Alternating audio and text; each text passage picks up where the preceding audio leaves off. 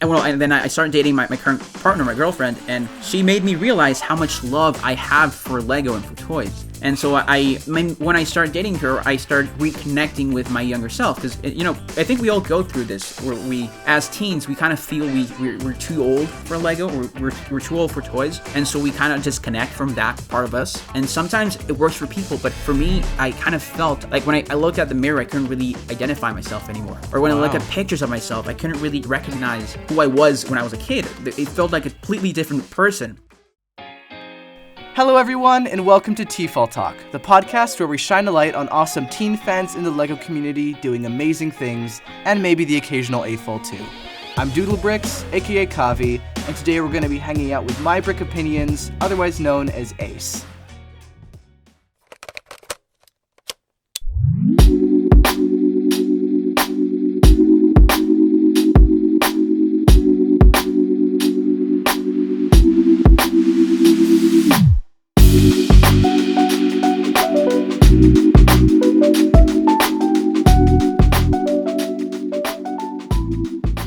How are you doing, man? Hey, what's up? Pretty good. I'm glad to hear. So I'd say let's just hop into the first question, which is Who is MyBrickOpinions and what do you do in the LEGO world? Who is MyBrickOpinions? That's something I don't even know. It's just MyBrickOpinions is a little project I started when I was bored. In the summer of the pandemic, because I don't know, like I love toys. I've always loved toys, and now obviously I'm in college and my career path is product designer. And so I've always just wanted to make toys. My dream is still to make toys. But right now that I can't make toys, my passion is to talk about toys. And so MyBrickOpinions is just, MyBrickOpinions. I like to share and my takes on Lego and other companies as I've started recently.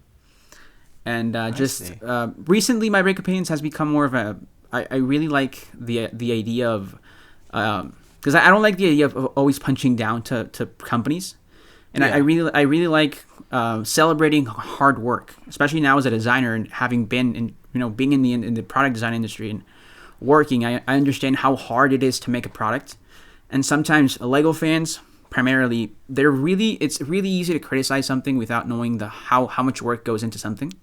Yeah. And so I've always, right now with like MyBrickOpinions, that my goal is to really show the world or not the world, but like just show my audience and whoever wants to watch my videos how hard and really value the work people put, or designers and marketing teams and graphic designers put into product. Yeah. Even though they fail, which is a theme I've recently been exploring. I see. That's really cool. And I like that you're doing that because I don't think I've really seen many people like dedicate a series to that kind of thing necessarily, at least not in the Lego world. And it's been a really interesting insight into like all these other like brick building companies, because for a while as well, I was one of those people who was like, if it's not Lego, it is trash. But more recently, I've opened up to like, oh, wait, maybe it's not. And it's been really interesting to see these other brands and stuff like that you've covered. I think everyone who is a Lego fan has a part of their life where they're like that, because I wrote a script. I probably will never make it because I think it's like such a negative part, and I don't want people to watch something that negative. But I did write a script once, or a draft that was called The Cult of Lego. And it was kind of went in like, oh sorry, just a Lego figure fell down. No worries. It kind of went into this idea that Lego loyalism is just how purist or loyalist to Lego, how that works, and how it's not like how it's celebrated so much, but it shouldn't really be celebrated because it means Lego doesn't really have real competition. And there's a lot of factors why Lego doesn't have competition, and it's something I am interested in exploring in Brick Failures, as the series goes on. But Lego doesn't have competition because they're the first. They were not the first, but they were the best so early on. Any company that does anything in that vein after them feels like a knockoff, even though a lot of times it's stuff Lego wouldn't do. Like I did the Five Nights at Freddy's video, which is something Lego would never do. Five Nights at Freddy's because there's actual children dying. It's not a, but companies understand the demand and they make actual attempts at making good products based on something fans want. And so I kind of realized that when I started college, I realized, there's so much hard work into something. You can't really just go around saying, oh, it's a knockoff. Everything, because there's actual product that is a knockoff. So calling something like Mega Bloks or like Connects or like Creo or other companies like McFarlane, calling them knockoffs is disrespectful to them in the sense where they had an intention to make good product. Are they Lego? No, but not everyone is Lego. Not everyone has, Lego is the 1%. And not every designer can be a Lego. So there's people, and I know this because there's people that worked at McFarlane and other that probably wanted to work for Lego, but they probably weren't good enough. But they still had a passion for product, and they still had a passion for toys. And as someone who wants to work in the toy industry and someone who is passionate about toys, I don't know if I'm good enough to make it at Lego. So I feel it's important to really understand and really respect the hard work other brands put into something.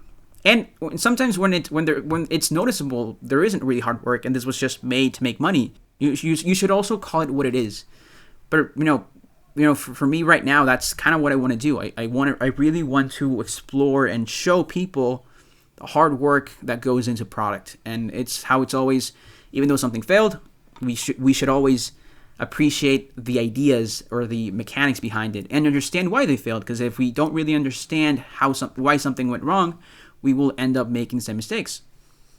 Yeah, no, I think that's a really interesting thing to look into. And you're right, not every other brick-based company or toy is necessarily a knockoff. Some are very blatantly knockoffs. For example, Lepin, infamously, that is absolutely a knockoff.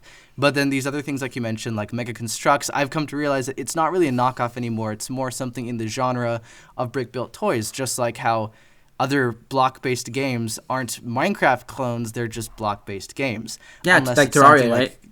What? Terraria. I remember when I was younger, I was in high school, I was like, oh, Terraria is just a knockoff of Minecraft, even though it's technically they're different. Yeah, no, exactly. I used to be that kid as well that was like, isn't Terraria just like 2D Minecraft? Yeah. But no, exactly. I see what you're saying, and I think it's good to show respect to the companies that do deserve it and are doing interesting things, and to kind of see where they're coming from. Now, you did say something there that I'm kind of curious about. How come you feel like you might not be good enough to work at Lego? Well, the thing is, I was looking to apply for a job at Lego, or at least an internship. But right now, I am at that point where I am looking for internships. Like I said, well, off camera, I said I'm almost, I'm in my 4th year of university. I'm about to start my thesis. I'm done. I was kind of a rat in school, and not in the sense where I ran through courses. I academically I'm done. I just need, my college has set up where you need a year for the thesis. And I wasn't going to start thesis. I didn't want to start my thesis with classes. So I ran through all my courses. I have all my credits. And then now I have to I have a year I'll have to, I work and then work on my thesis. My thesis will probably be about toys because I love toys so much. It's just something I'm always thinking about toys. Even though when I sleep, I'm thinking about toys, and I have all these emotions. And but yeah, wait, what was the question? I forgot. I kind of just rambled off. It was just kind of how come you feel like you're not good? Well, you said you might not be good enough to work at Lego. Well, because statistically, not everyone is gonna make it. You see this. You see the same thing with actors, right? Not everyone that goes to Hollywood makes a movie. Most probably 90% of them end up working a normal job. And I am so self-aware of that, where maybe in school, in a classroom, maybe you're the best, but you're not if you were to be put in a class me being in Mexico, you're in Europe. If I were to go to Europe, maybe I'm not the best in that classroom. Maybe the academically they're different. Culturally we're different. Certain cultures have a more have different not perceptions, but they just grow up with different. How would I say this? They grow up with a different culture of art or sensibilities. That's the word. Yeah, a different way of looking at things like that. Yeah. So for me, I originally when I was younger, I wanted to be a filmmaker. I wanted to tell stories, But then, my dad didn't want to pay for university if I wanted to be a filmmaker. And then when I was a kid, when I was even younger, when I was a teen, I wanted to be a filmmaker. But when I was a kid, I wanted to be a Lego designer. And so then my mom said, you always wanted to be a Lego designer. And then I went with my my high school counselor, and she was like, you score really high in design. But the thing is, I've never been an artist, and I've never had that artistic sensibility or like that sense of aesthetic. Okay. And so I never really considered myself in the design world. My sister is a designer; she's a graphic designer. I've never really, I never really saw myself in her vein. I always saw myself more as a filmmaker. Like I really like to shoot stuff. That's kind of why I started the channel. I really like to tell stories, but then I realized, you know what? And then I started dating my current partner, my girlfriend, and she made me realize how much love I have for Lego and for toys. And so when I started dating her, I started reconnecting with my younger self, because I think we all go through this where we, as teens, we kind of feel we're too old for Lego, or we're too old for toys, and so we kind of disconnect from that part of us. And sometimes it works for people, but for me, I kind of felt I became someone I couldn't really, like when I looked at the mirror, I couldn't really identify myself anymore. Or when I look at pictures of myself, I couldn't really recognize who I was when I was a kid. It felt like a completely different person. Yeah. And so, I became an industrial designer because I started reconnecting with my inner kid. And now that I'm actively pursuing a career as a Lego, I don't want to. I realized early on I probably wasn't going to make it as a model designer, because I don't have the years of, because I stopped buying Lego at 12, and so I didn't start buying Lego till I was 18 or 17, late 17s, early 18s, and so I don't have the experience. I don't have the. I probably have the ideas, but I don't have the experience, the building techniques to make like really good mocks or like really good sets. But once I started college, I realized I'm really good at 3D product design. I'm really good at translating a 2D idea into a 3D product. And so right now, my idea is to pursue a career as an element designer for the Lego group, or like just in general toys.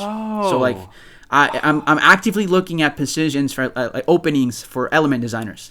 There was one in the summer, but I couldn't apply because they were asking for the degree.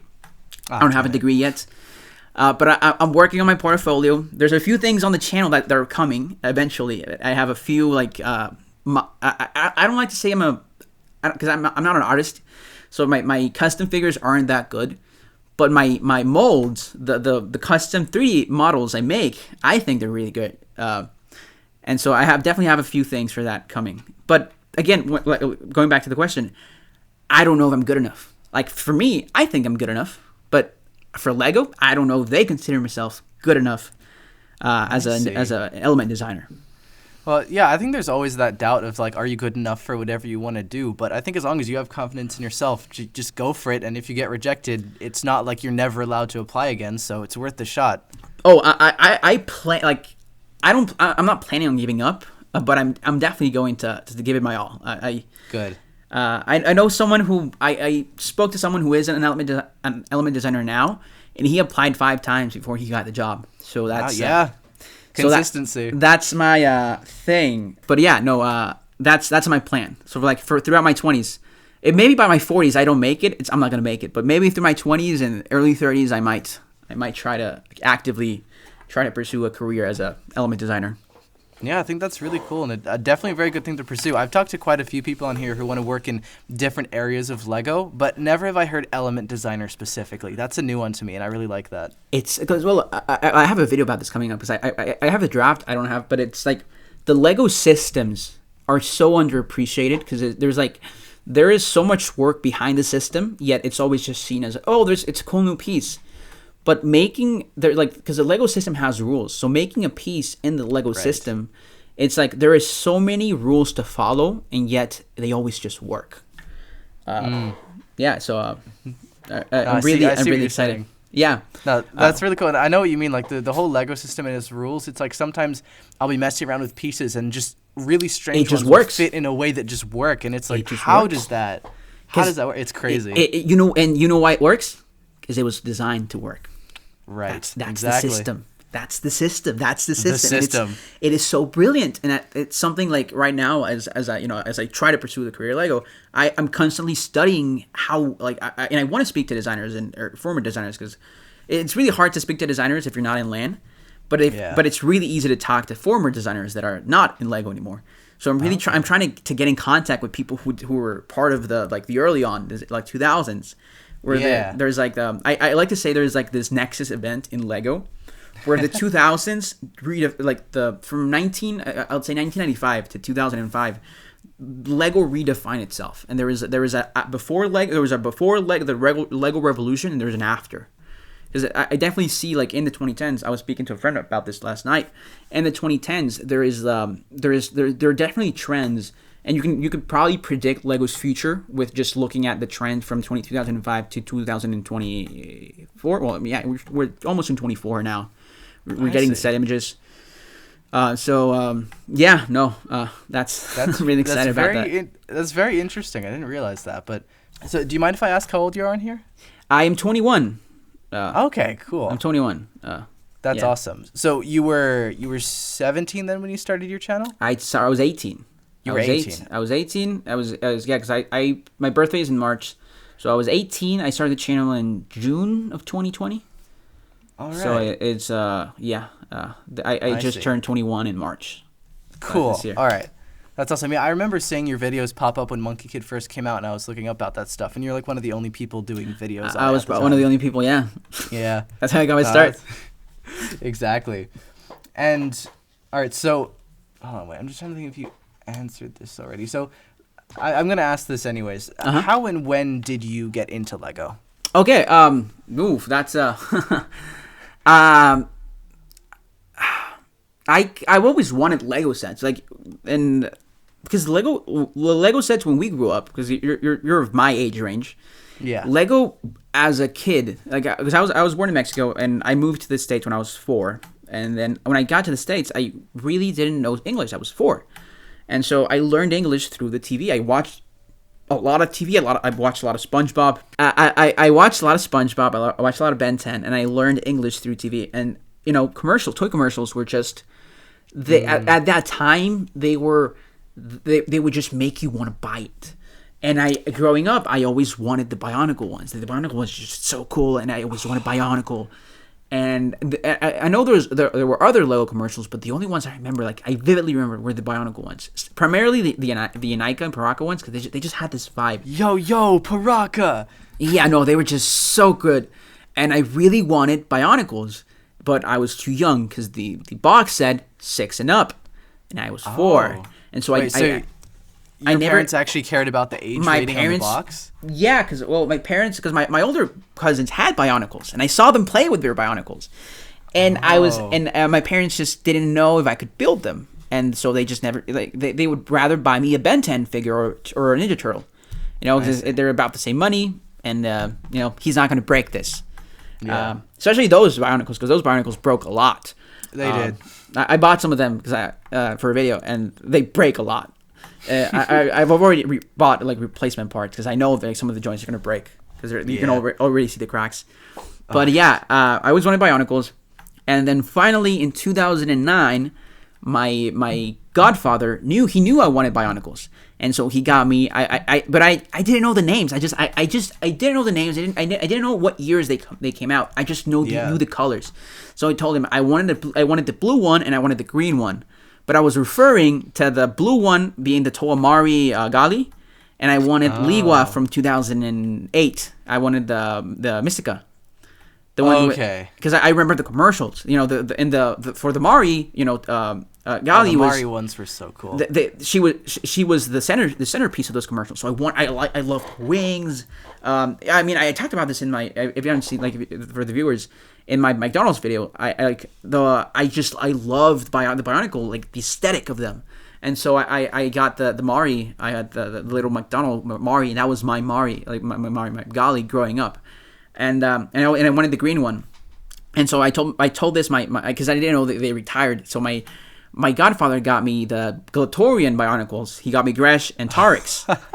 I have Tarix around here somewhere. But yeah, he got me Gresh and Tarix. I told him I wanted the green one and I wanted the blue one, and those were the green ones and blue ones that just came out.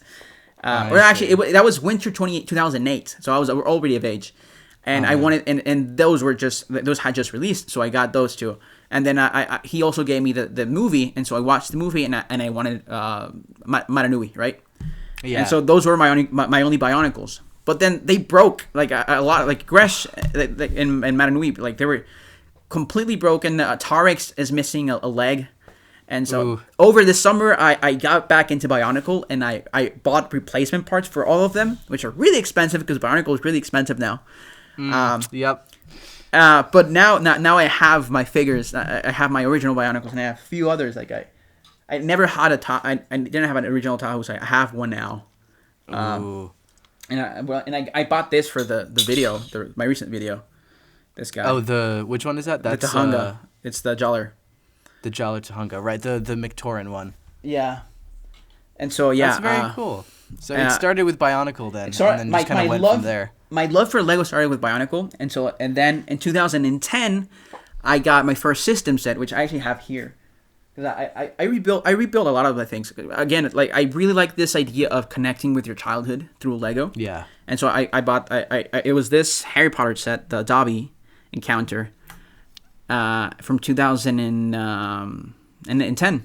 So this was my first Lego set.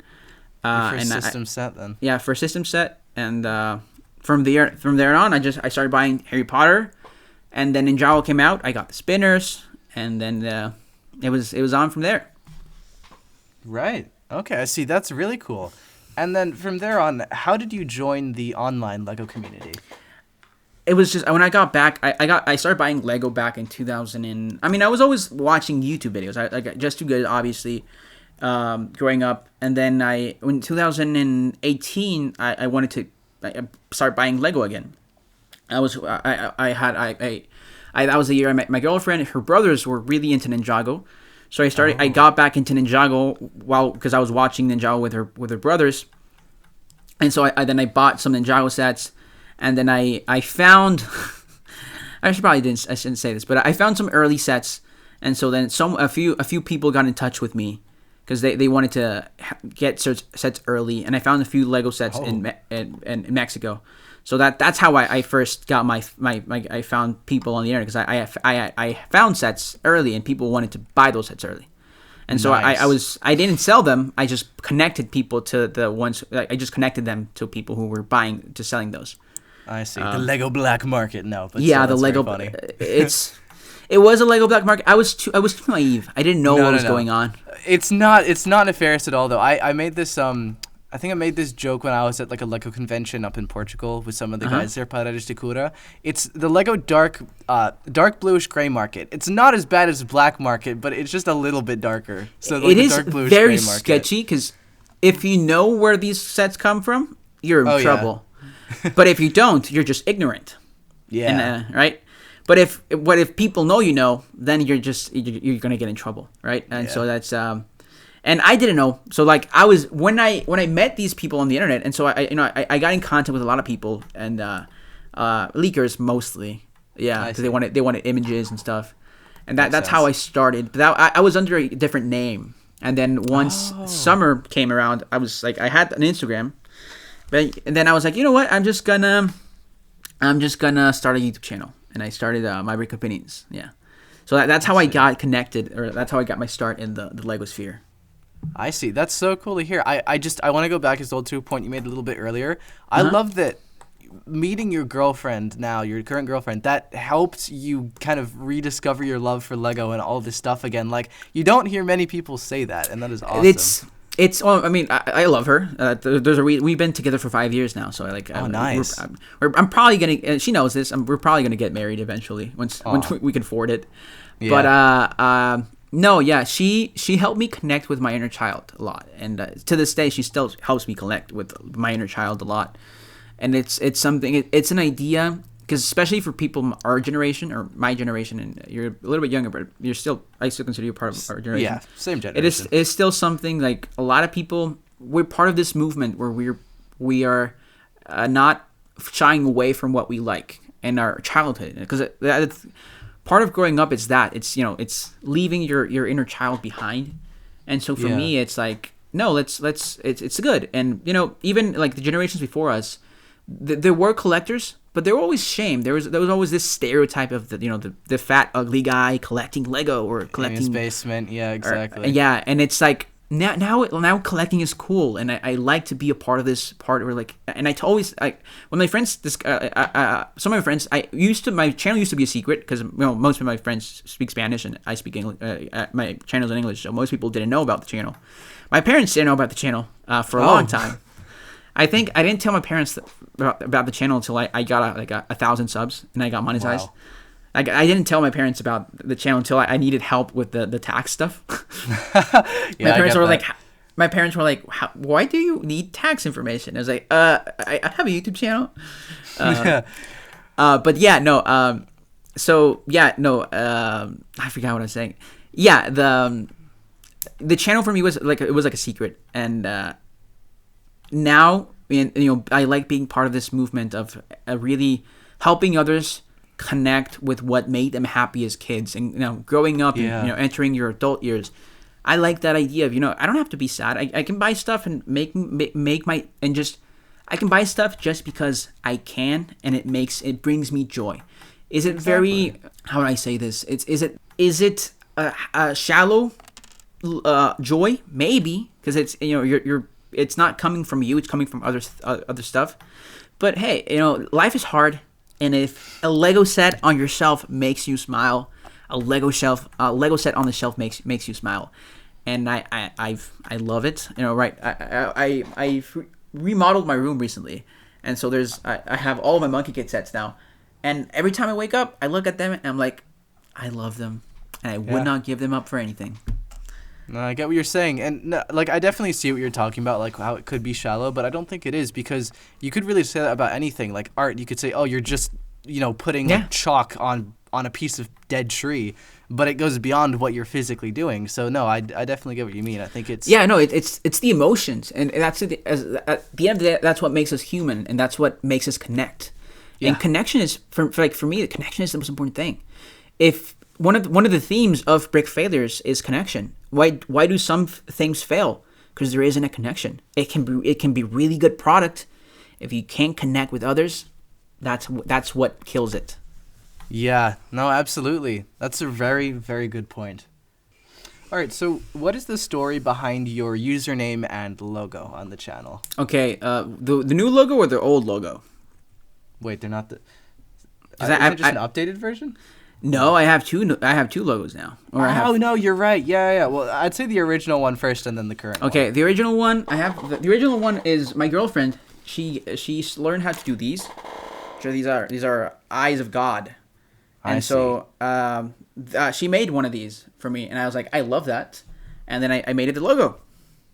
Okay, that's cool. That's really lovely. For anybody who can't see, you'll see an example of. I forgot that. This isn't, the video part isn't going up, but she made that, and it's I like them because most of the times people's identity on the internet, it's always a sig fig. It's this isn't really a dig on anyone. It's how things are. Most of the times it's either a brick or a sig fig or a really cool and I always I'm a very symbolic guy, and I think making something iconic is better than just taking something and just reworking something. Yeah. Right? And so I wanted to have a very identifiable something to you can see it and that's Ace. That's Ace. Yeah. Because if you see a sig fig, it's not really identifiable. At least if it's in a certain art style, that's identifiable.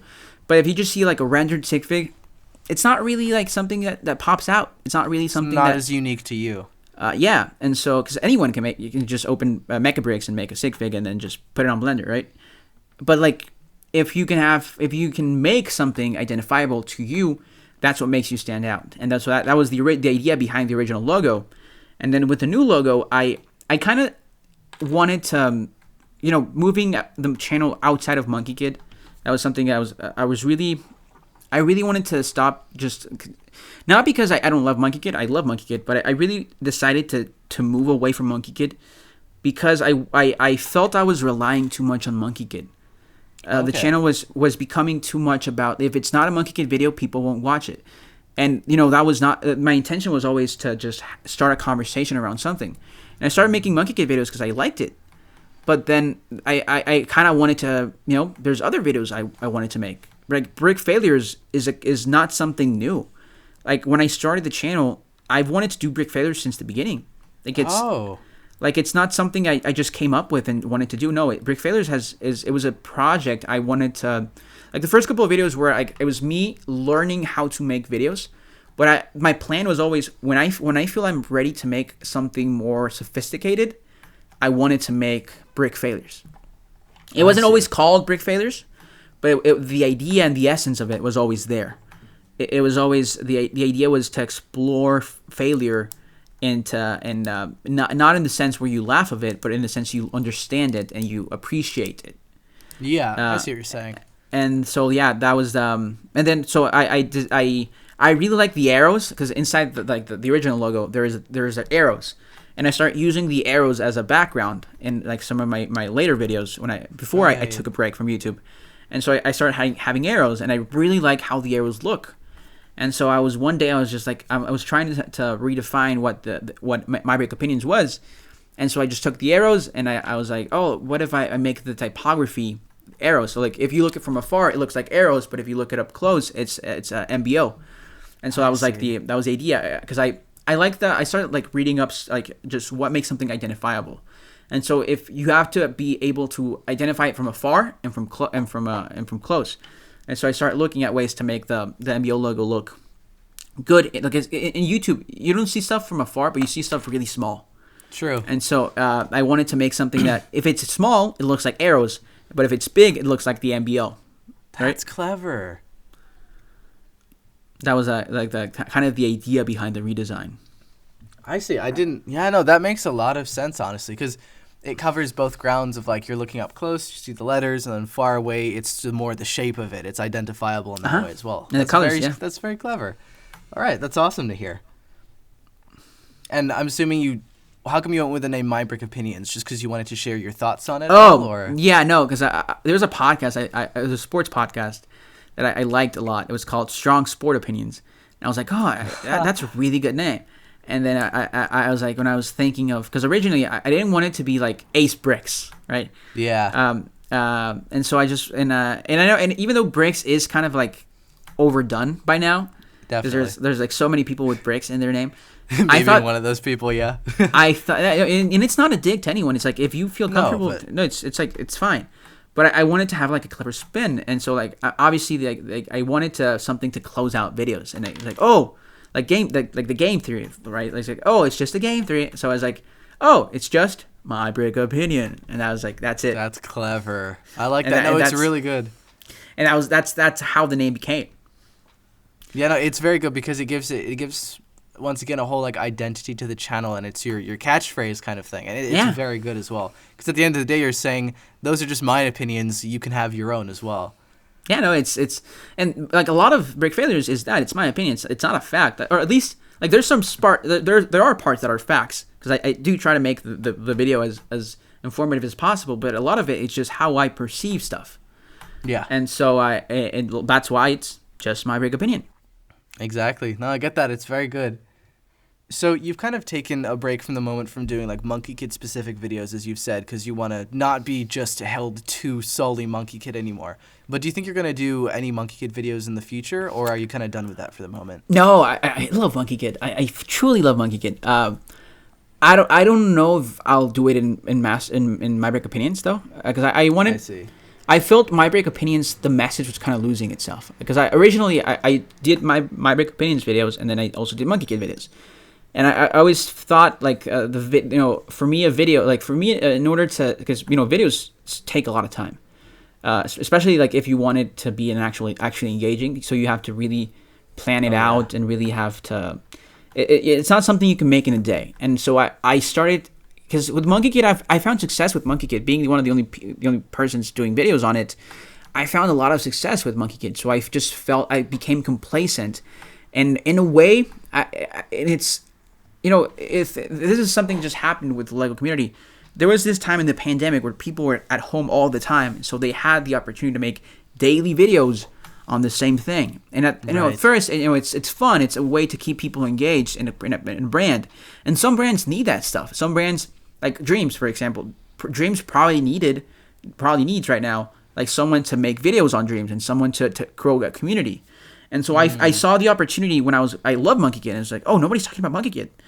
I wanted to be one of the front runners growing the community of Monkey Kid. Because I want, because the whole conversation about Monkey Kid when it came out, it was like, oh, it's the next Ninjago failed Ninjago killer. It's not going to kill Ninjago. God. It was like that was a whole conversation, but people were not understanding why Monkey Kid existed. Monkey Kid was not there to compete with Ninjago. Monkey Kid was there to do what Ninjago couldn't, which was enter China. That was the whole purpose of Monkey Kid at the beginning. It was just it was a theme. It was a Chinese exclusive theme to help Lego grow its popularity in China.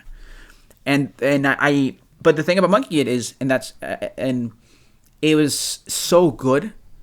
It really shouldn't have just been that, and I'm glad it isn't just that, because the people behind Monkey Kid are some of the smartest, some of the funniest. Because I've met some of them, smartest, funniest people in the world, and amazing people as well, and kindest as well. And so they took this idea of making a theme for China, and they took it to the next level. Monkey Kid is something truly special.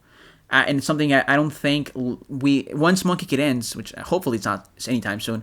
I don't think we'll see in a long time, especially like looking at things like Dreams, which Dreams definitely felt more like the Nexonites. It feels more like the Nexonites, Chima kind of theme instead of Monkey Kid. That Monkey Kid, people thought of Monkey Kid as this new Ninjago killer, but no, Monkey Kid was its own thing. And while it reused ideas Monkey and Ninjago introduced, it's not like they didn't do like their own spin on stuff.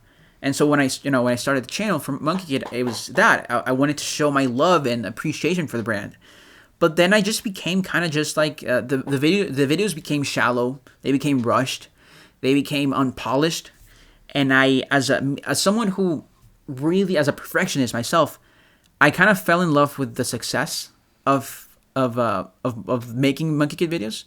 And probably, if I continue with making Monkey Kid videos, my channel would be bigger. But I kind of realized, numbers aren't all. Sometimes passion is what matters. And that's why I stopped. That's why I stopped making videos, because I rather make one Monkey Kid video every year where there is so much passion and love behind it than to make 18 Monkey Kid videos a month that have no passion, no thought. They're just all rushed. And they're all with the intention of growing, or you see this a lot with Ninjago as well.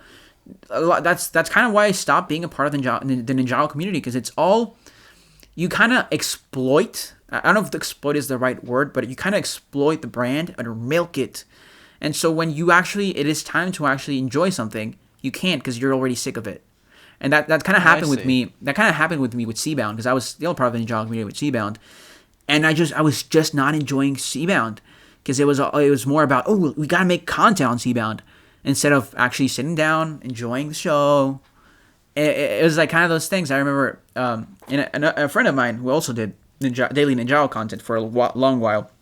He kind of became sick of it, and I didn't become sick of it, Monkey Kid, but I just didn't want to do it. You didn't want that to happen. Yeah. I just didn't want to hate Monkey Kid. And so now as I sit back, I haven't done a Monkey Kid video in 2 years? Maybe? Almost 2 years? My last Monkey Kid video was on Season 3. Season 5 is around the corner, probably. I actually don't know. Man. But I kind of became sick. I didn't become sick, but I was worried I was going to lose my love for Monkey Kid. And so I was like, you know what? I think it's time to start developing what I actually want to do, something I'm passionate about. And Brick Failures was that. Like, it's right now, I've never been happier. And I just, like, every day I'm just thinking of, like, okay, what's the lesson? I'm always researching, I'm always looking at stuff. And I'm always, like we were saying off camera, like, I'm always looking for the story to tell. Something both you can entertain people with, And you can also start a conversation around. It's because, like, let's look at like the TMNT video, which is probably, well, it's my biggest video. Like TMNT, great. Like I love Lego TMNT. I have the Shell Razor right here. Like it's just like one of my favorite sets of all time. Absolutely love Lego TMNT. I felt Lego TMNT should have done more. And then you look at the Mega Bloks stuff, and they did do more. Yet they just didn't succeed. And I started just, and it all started because I walked into a toy store and they had all of these TMNT sets. Oh. The Mega Bloks TMNT sets still there in 2021. Oh, no, it was 2022. It was last year. Yeah. No, it was 2022. It was August of 2022 when I started working on that video. They had all of these like sets, and there was a lot of sets, and some of the footage is in the video. And it's like, I was like, damn. But then I was like, at first I laughed. I was like, oh my god, Mega Bloks couldn't, because that's the mentality. The mentality most Lego fans are is like, haha, this failed, haha. It's always punching down because Lego is better, and you shouldn't try to compete with Lego. Lego is better, and this is proof. And that was always the mentality. It's always punching down instead of punching up. And I realized once I stopped laughing that these didn't sell and they failed, I realized that, these are actually kind of cool. There's really creative gimmicks behind these. There's they introduce ideas Lego wouldn't introduce. Like there was one of the TMNT sets that were on shelves. They had this zip line, and you can in the box you could take it down and it would go up. Oh. And so I thought I was like, that's actually not bad. Like that's a very cool play feature. Something Lego has done before, but they stopped. And so, I was like, this is cool. And then I was looking at the sets, and I started looking at commercials, and like the commercials were like, and these are modular, and these are like all this and all that. And there was 2 levels because there was a sewer playset that you can also put on top of the sewer playset. You could put the builds like the pizza place, or I don't remember what other stuff. Yeah. And I started looking at the Mega Bloks, the Lego stuff, and I was like, Lego did some really good stuff, but it was all disjointed. It was all. It all felt kind of repetitive, like, vehicles and locations. Mega Bloks did a lot of locations. They did vehicles as well, but they did a lot of locations, that's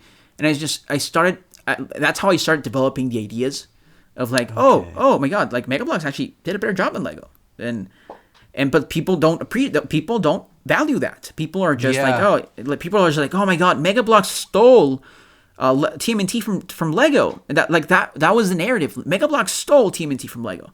A lot of times when Mega Bloks gets the license, it's not that Mega Bloks stole the license. Lego didn't renew it, or Lego dropped it. Right.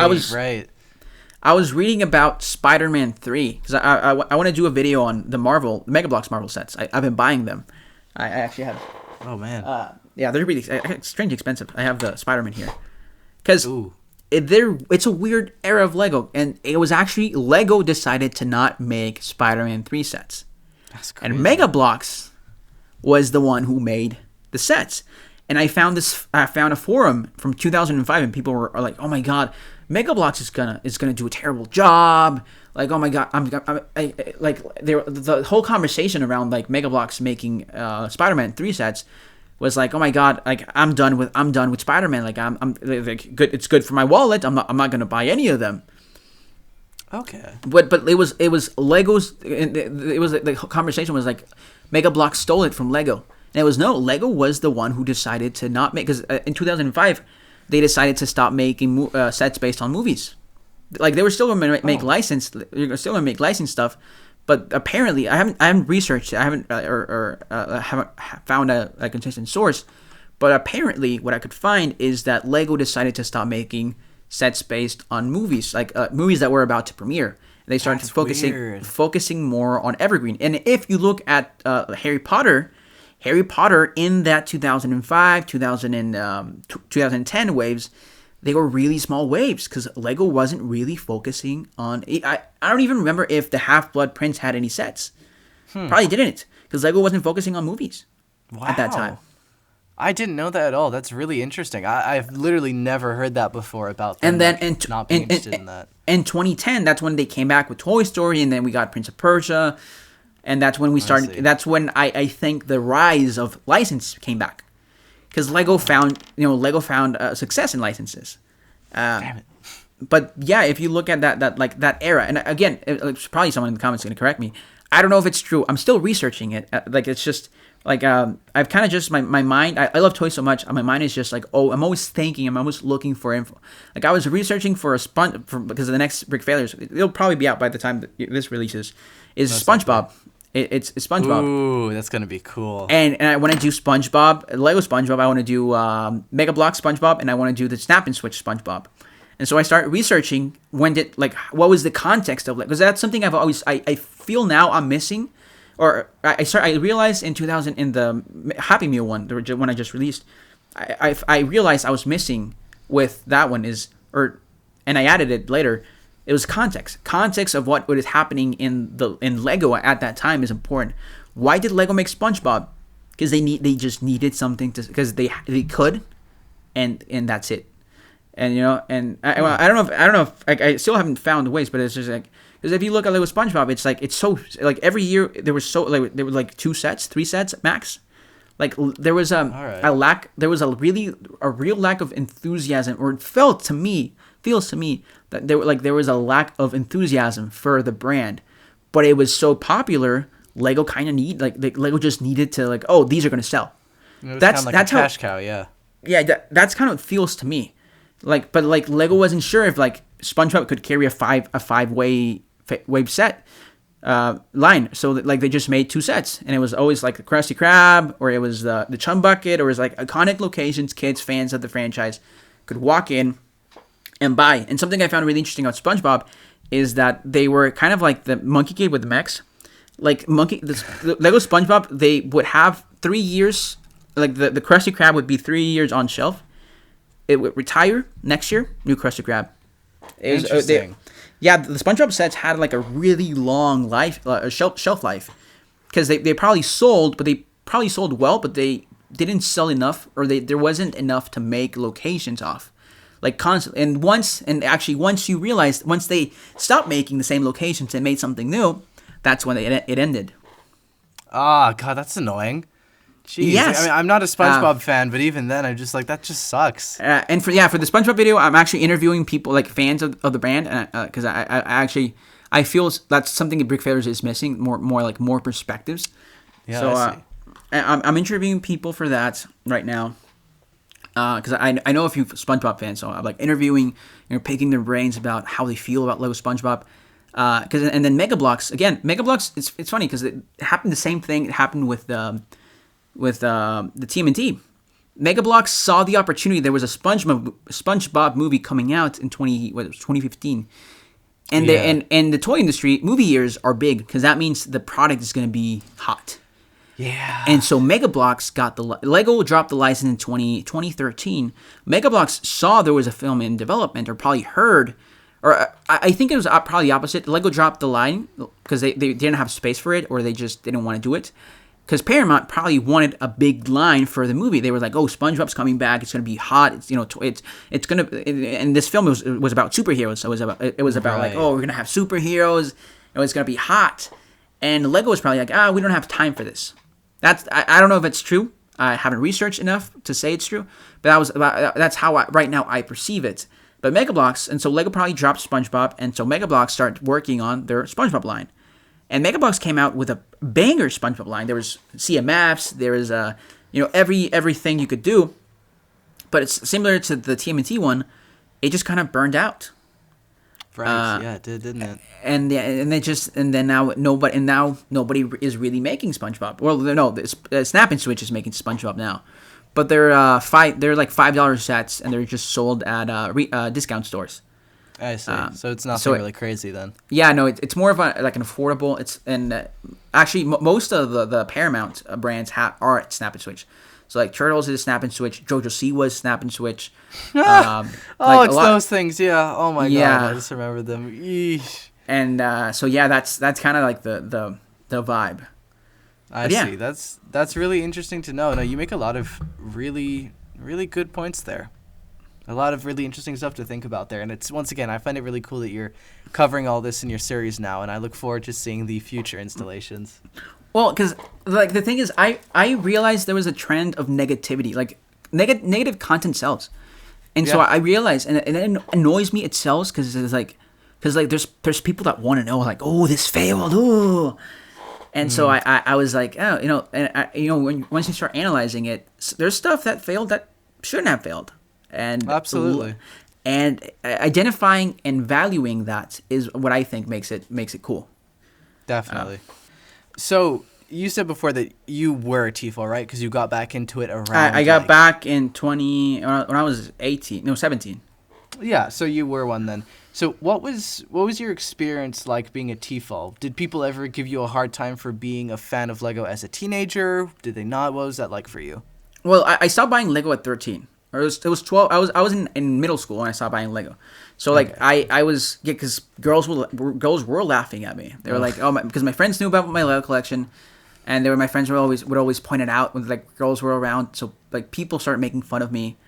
And so I kind of just became like what people were more like. I kind of just started copying what other people were like, oh yeah, let's underage drink, let's party, let's go to parties, let's smoke. I've never been a fan of smoking. I never smoked, but like people were smoking, middle school and stuff, and so it just kind of like I was kind of forced to leave my love for Lego behind, even though I loved Lego. I was still kept up with everything that was coming out. Like I would like.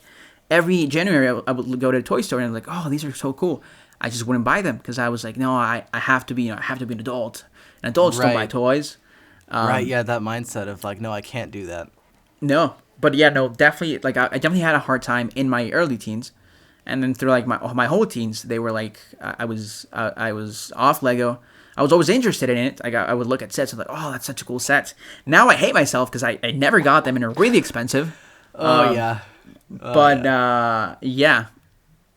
So yeah, I stopped buying Lego in 2015. That was the last year I bought Lego.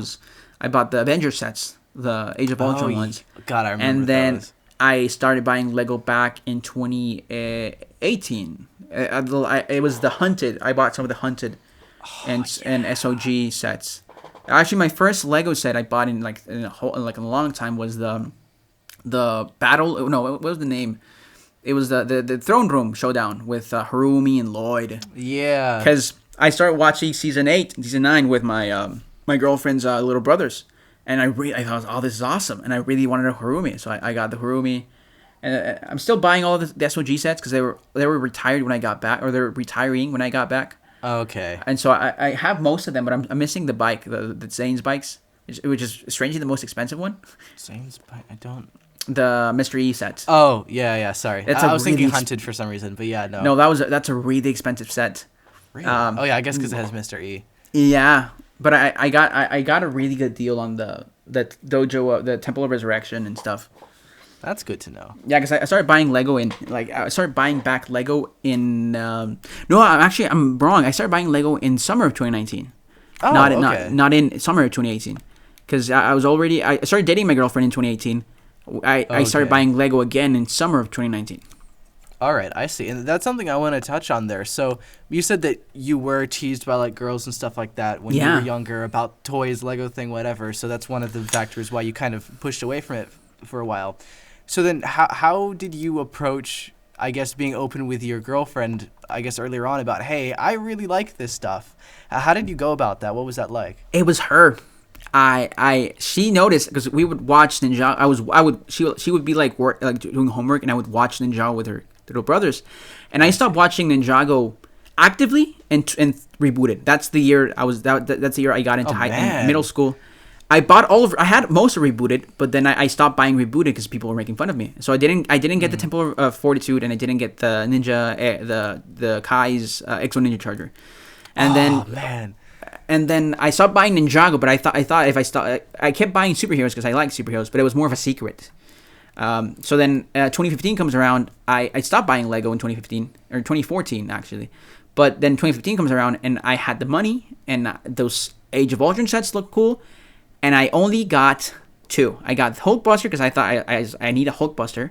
And I got the little small one, the battle pack with Iron Man and the Ultron Sentinels. The Ultron drones, yeah. Yeah, the drones. And so that's the only 2 sets. Those are the last 2 sets I bought.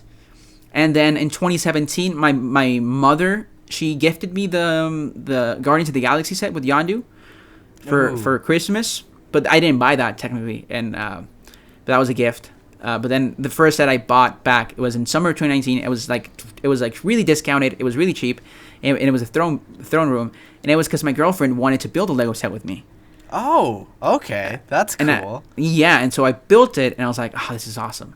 And then we started just buying sets and building them together.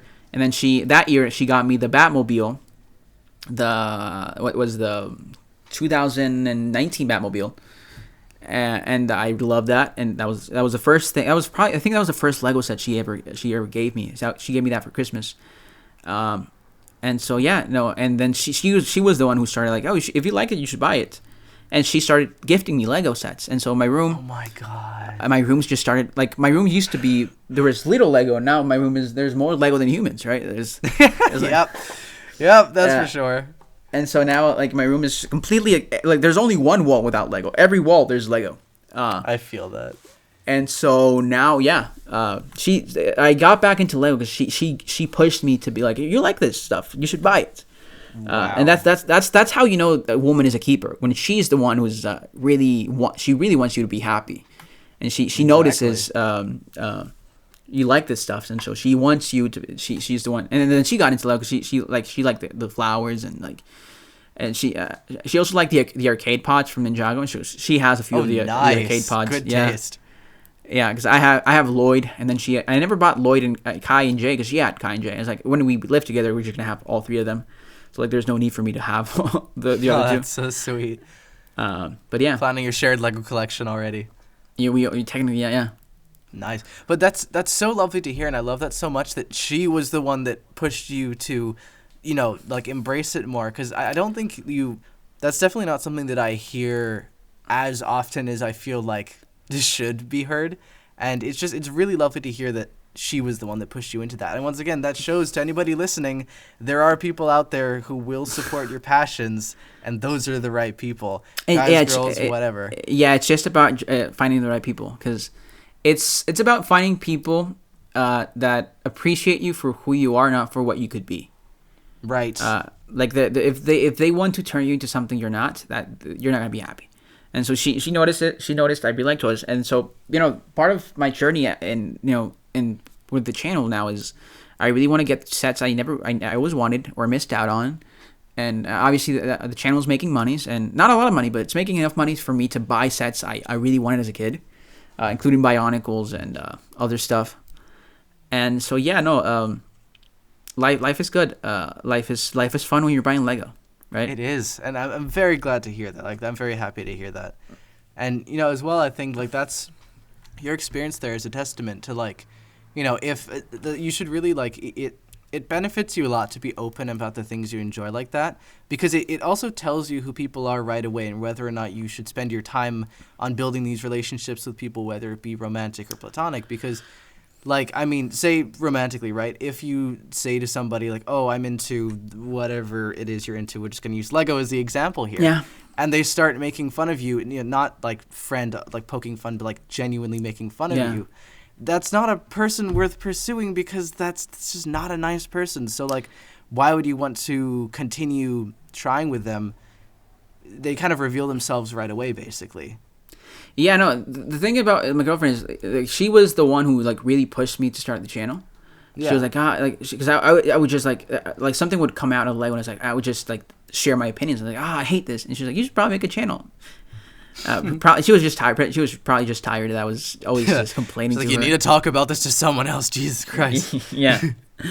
But no, yeah, and she's the channel's #1 supporter. She's always telling her friends, or I don't like to tell people. I don't like to tell people about the channel because I find it more of a like I find Ace to be more of a character, not just a reflection of me, like, in my personal life. I see. Ace is like not Ace isn't really who I am. It's more of the idea of what I want to become, right? Oh, okay. And so I like, but so I don't like people in my personal life watching my videos, because Ace is more of my thoughts, and in my day to day, I'm not really Ace all the time. Yeah. I'm more of I'm always just tired. I'm always a tired college student. But yes.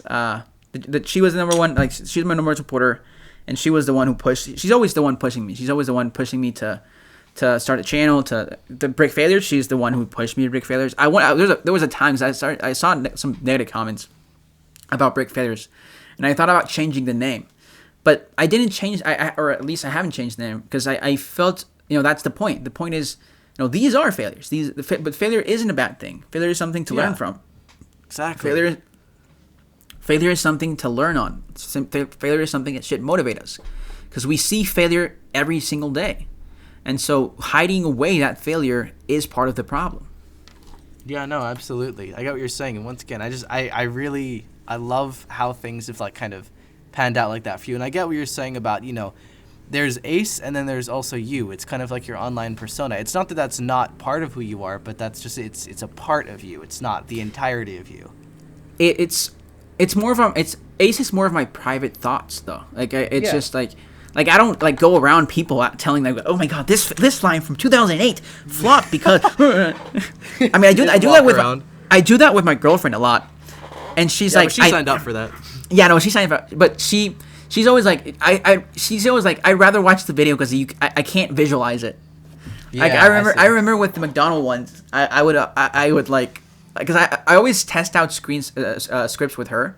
And she's like, I don't get it, because that's why I had to buy the McDonald's set, because I got these, right? I got the hockey player and the Gallagher one, and that's why I just needed to buy those, because I needed to like really emphasize and have them in hand so I could really like have an opinion on these, because a lot of times with like people who talk about deadlines, they don't have them in hand, and so it's a very different thing having something in hand and experiencing a product and seeing the details and like, oh, this was like the designer probably thought this, and especially me having a manufacturing background now, like I could see how this was probably cheaper to make, but like you could see how certain corners were cut, or how certain things had to be designed to fit in the budget. Yes. And I like having that positive focus to a negative thing. Exactly. No, I see what you're saying. It's kind of spinning it differently. Mm-hmm. No, I really love that. It's once again, I love that you're giving the kind of a new perspective on all this stuff that not enough people have been, I guess, like putting out there.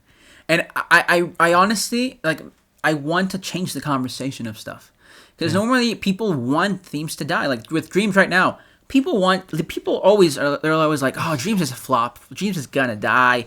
And probably, yeah.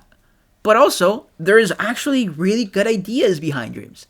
And, instead of being like, oh my god, Dreams is a flop, maybe the conversation should be like, oh my god, Dreams did this really well.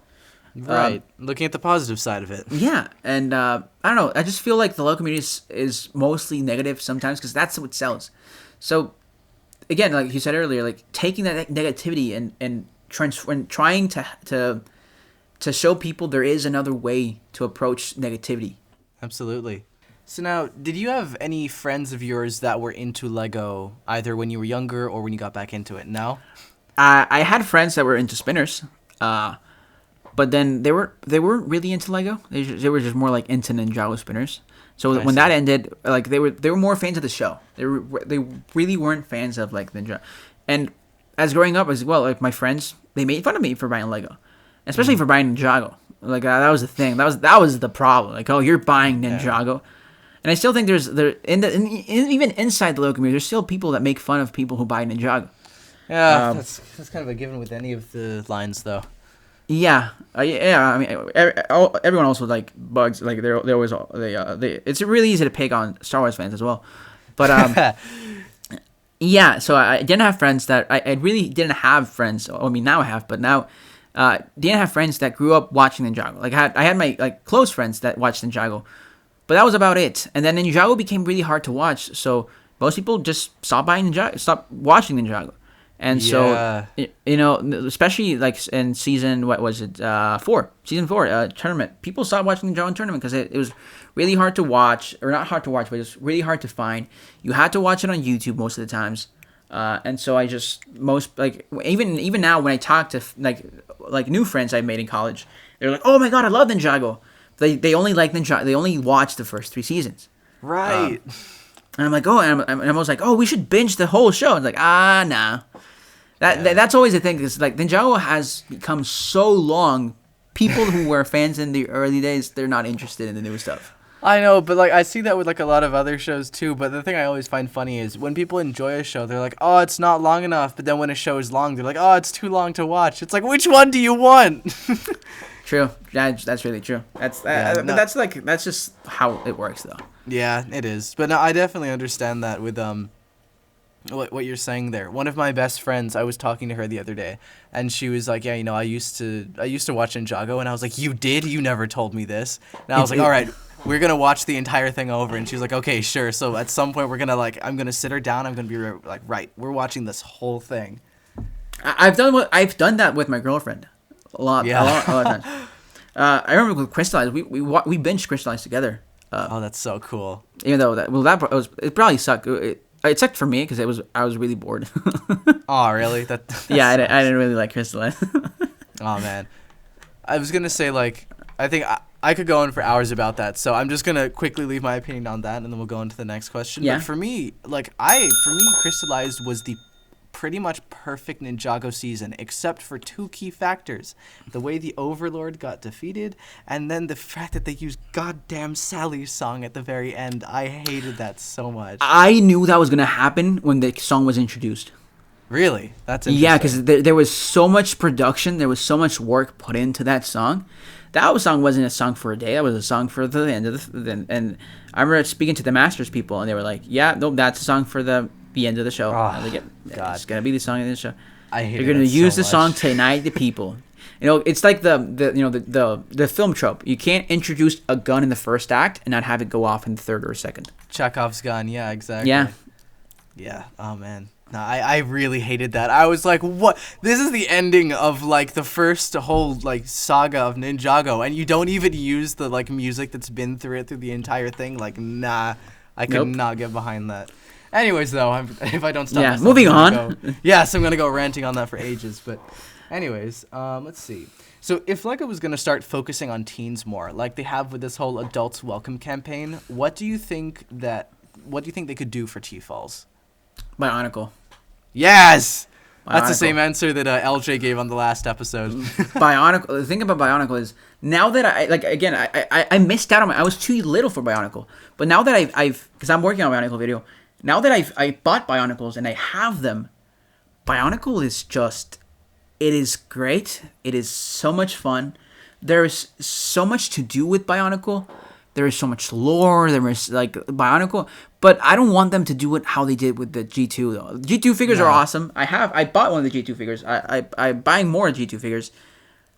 I don't think G2 just did not capture that edge that like the world Bionicle had. No, and so yeah, for definitely not. like teens, Bionicle is made for teens because it's like it's more complex. And that was kind of the issue with Bionicle. It became the system of Bionicle became too complex for kids.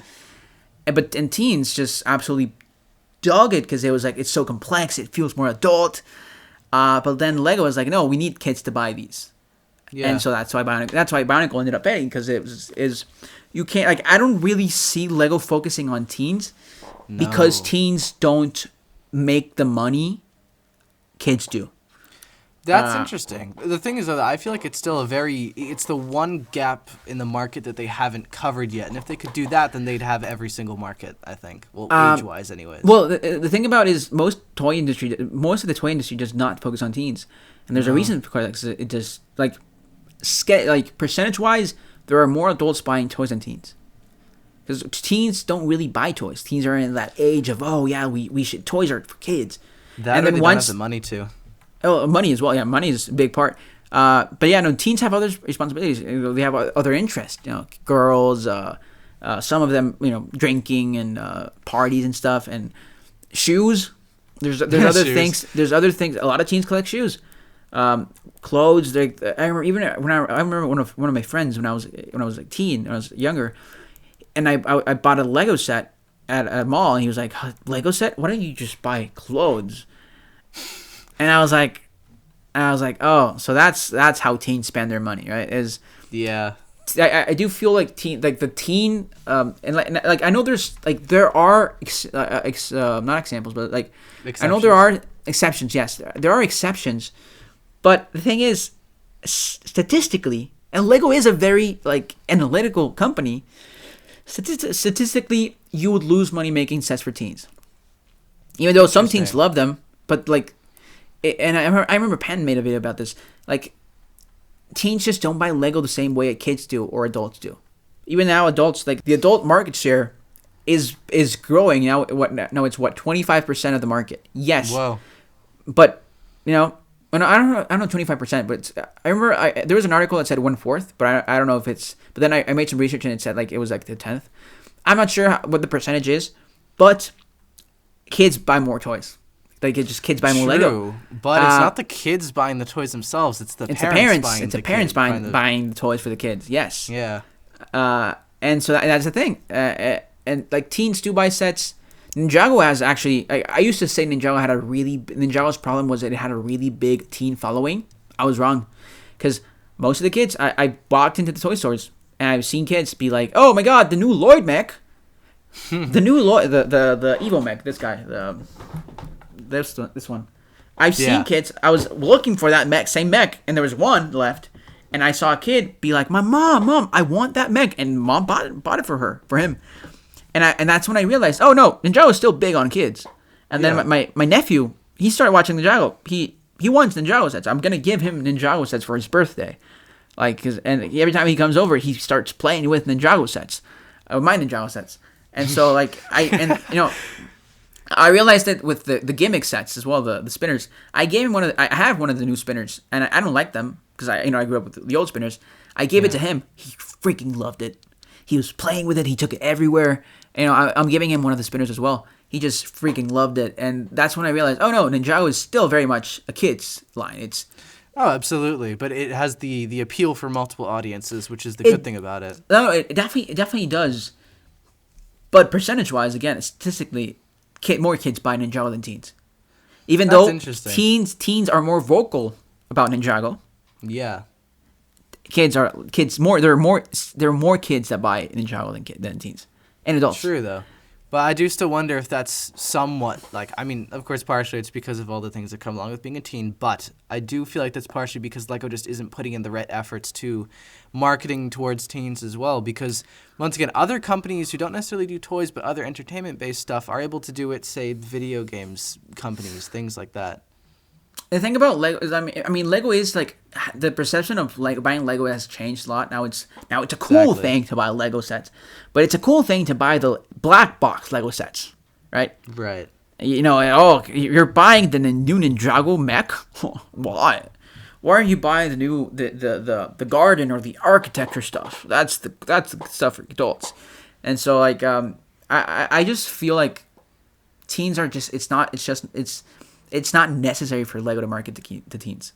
And I know I know some people like Penn will make an argument that I'm wrong, and maybe I am. But like from my perspective as an industrial designer, you always start designing a project with a user in mind.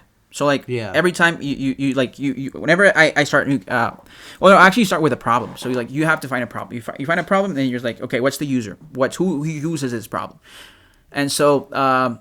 Or no, actually, I was wrong. You find a user, and then you find problems within that user. Like for Monkey Kid, Lego found the user. The user was Chinese kids. They needed kids in China to be interested in Lego because they're not interested in Lego. Okay, what's the solution? Oh, easy. Let's make a theme. Kids can go into the store and identify the characters. That's the point. Because kids are walking, seeing the Ninjago sets, they look cool. They don't know the characters. But if it's the Monkey King. That's how they got them. Recognizability, and with teens, it's just like what are some of the how do teens play with their toys? I think a lot of the time they will more collect them, like action figures, Gundam kits, things like that. That's the thing. Who does that as well? Adults, yeah. Adults. It's the same user. From a design perspective. There might be differences, like monetary differences, but in the habits and the trends, they're the same user. That's interesting. That's very interesting. No, there's definitely a lot of very big similarities there. I will agree. However, I do think there is still a little bit sometimes. I mean, of course, there's exceptions, but a little bit of a difference when it comes to the culture of said thing. So by that I definitely. mean, like, yeah, you get what I'm saying there? Yeah, I mean, yeah, there's definitely a difference in culture. Like, I know people, teens and adults, that like they're like, we need 18 plus Ninjago sets, That'd be and cool. I'm like, I don't think we need no, it, but I'm like, no, yeah. because you know what, kids are not going to be able to buy them, Yeah. and you kind of see that with markets, with it's in general the Ninjago City sets. They're like, Yeah. a kid wants that, like every kid wants that. I was I'll be one of able to those get kids when Ninjago City first came out. I was like, I want that, but I want that. couldn't buy that. I couldn't buy it. And you look at something like more smaller, like the City of Lanterns. It is really expensive. It's more affordable than the 500 set. Than it's $200 set is more affordable than the $500 set. Yes. And so yeah, and that that's a play set. Ninjago City Gardens is a display piece. Yeah. And all the city sets are display piece. And that's a playset. That's modular. You can pick it up. It's made to be structurally really strong. And so yeah, no, that like that's kind of why I don't think. And there's other teens, because I do have teen friends, and they're like, no, I still play with my toys. They're like, oh yeah, I put them together and I smash them in pieces, and I set up a battle sequence in it. And so like I think the reason Lego decides not to focus on teens, or like how other people say like they forget about teens, is because there's no need for teens, because teens are so different in how what they're experiencing and their culture. Because there's cultures that don't really reprimand toys. So like, oh, maybe it's not wrong. Maybe they're still playing with toys. They're still buying the same things they bought when they were 10. But there's others that are like, oh no, I'm more methodical. Like, I don't buy just Ninjago sets. I collect premium construction toy lines, right? Yeah. And it's like, and even Lego makes this mistake sometimes, because there's lines that should have been collectibles, and Lego makes them toys. I think the best example for me is Avatar, the new Avatar sets. Yes, I agree. I love these things. I love Avatar. I freaking love Avatar. I love kids the film. are watching Avatar, though? No kid is watching Avatar. And these are toys. They're really big. They're made for kid hands. But then, fans like me that I like them, I want to army build these. They're too big. Too goddamn big. It's like, it's huge. This is bigger than the Banshees, which I have them next to. Yeah.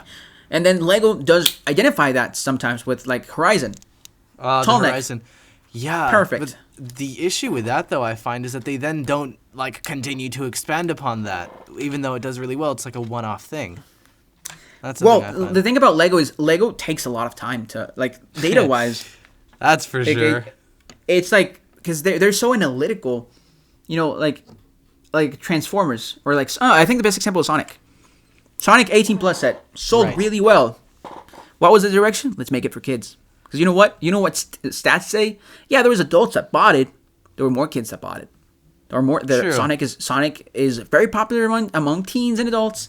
I have a friend who is a massive Sonic fan. I showed him the Sonic sets. He's like, I don't like that. He's like, I don't like that. Okay, that's interesting. And he's a big Sonic. Like, this is the guy. I currently don't have a car. Like, my car is out of works. So he drives me home because he lives in the same zone, and he puts Sonic music when we're driving through traffic. Cool. That's so cool. And he loves Sonic. He absolutely loves Sonic. He's not interested in the toy, and he's an adult. He's 21. He's the same age as me. He's not interested in Lego Sonic. Kids though. Again, my nephew absolutely loves Sonic. Wants the toys. Wants the Sonic figures. But that's why I feel teens are not really necessary for Lego. Or that's why they forgot, because you feel like they fit more in the adult market. Yeah, what would be a set for you that Lego should make for teens and not for adults? For me, I feel like it's something that's balancing that kind of rule of cool thing that Bionicle got down, or even though it's not necessarily a thing directly for me specifically as a person, I feel like doing more video game based sets in a kind of, it looks like a display piece, but it has some fun functions kind of thing. So I'm not a Fortnite fan. I think they should do Fortnite. I think they should do something like Overwatch again. I think the Minecraft sets as well, I think it'd be very good if they did some Some ones a little bit more like, have you seen Cheesy Studios' mock series on building like Minecraft? Yeah, He does them in kind of a more advanced style. Yeah, Things no, like that. I definitely seen videos of they're not really toys. Yeah, No, but also more just pop culture things from our generation. So things like Avatar: The Last Airbender, all sorts of these different things that are very relevant for our generation as well as for adults and also kids, because then it gets all those markets. The But also issue. yeah. No, sorry. No, you go first. One other thing that I thought was really interesting that LJ actually mentioned on the previous episode was that the way that Bionicle worked was it was marketed towards teens, but it also got a bunch of kids into it because it's kind of you're marketing to kind of a age demographic above what you're actually going to, because the younger demographic is going to look at that and be like, hey, that's cool, I want that. So Yeah, no, I something get kind of that. like that. And like I was like that as well. I was like, I'd see kids playing with Bionicle and I'd be like, oh, I'm going to play with that when I'm older and things like that. That is a really good point. But here's the thing, and like especially like that would work for like because Ninjago does that. Ninjago used to the last series of Ninjago felt really for kids. The Dragon's Rising feels more like a more formal. There's deaths. There's the Beatrix actually kills her father, and it is shown, and it's like it feels more mature.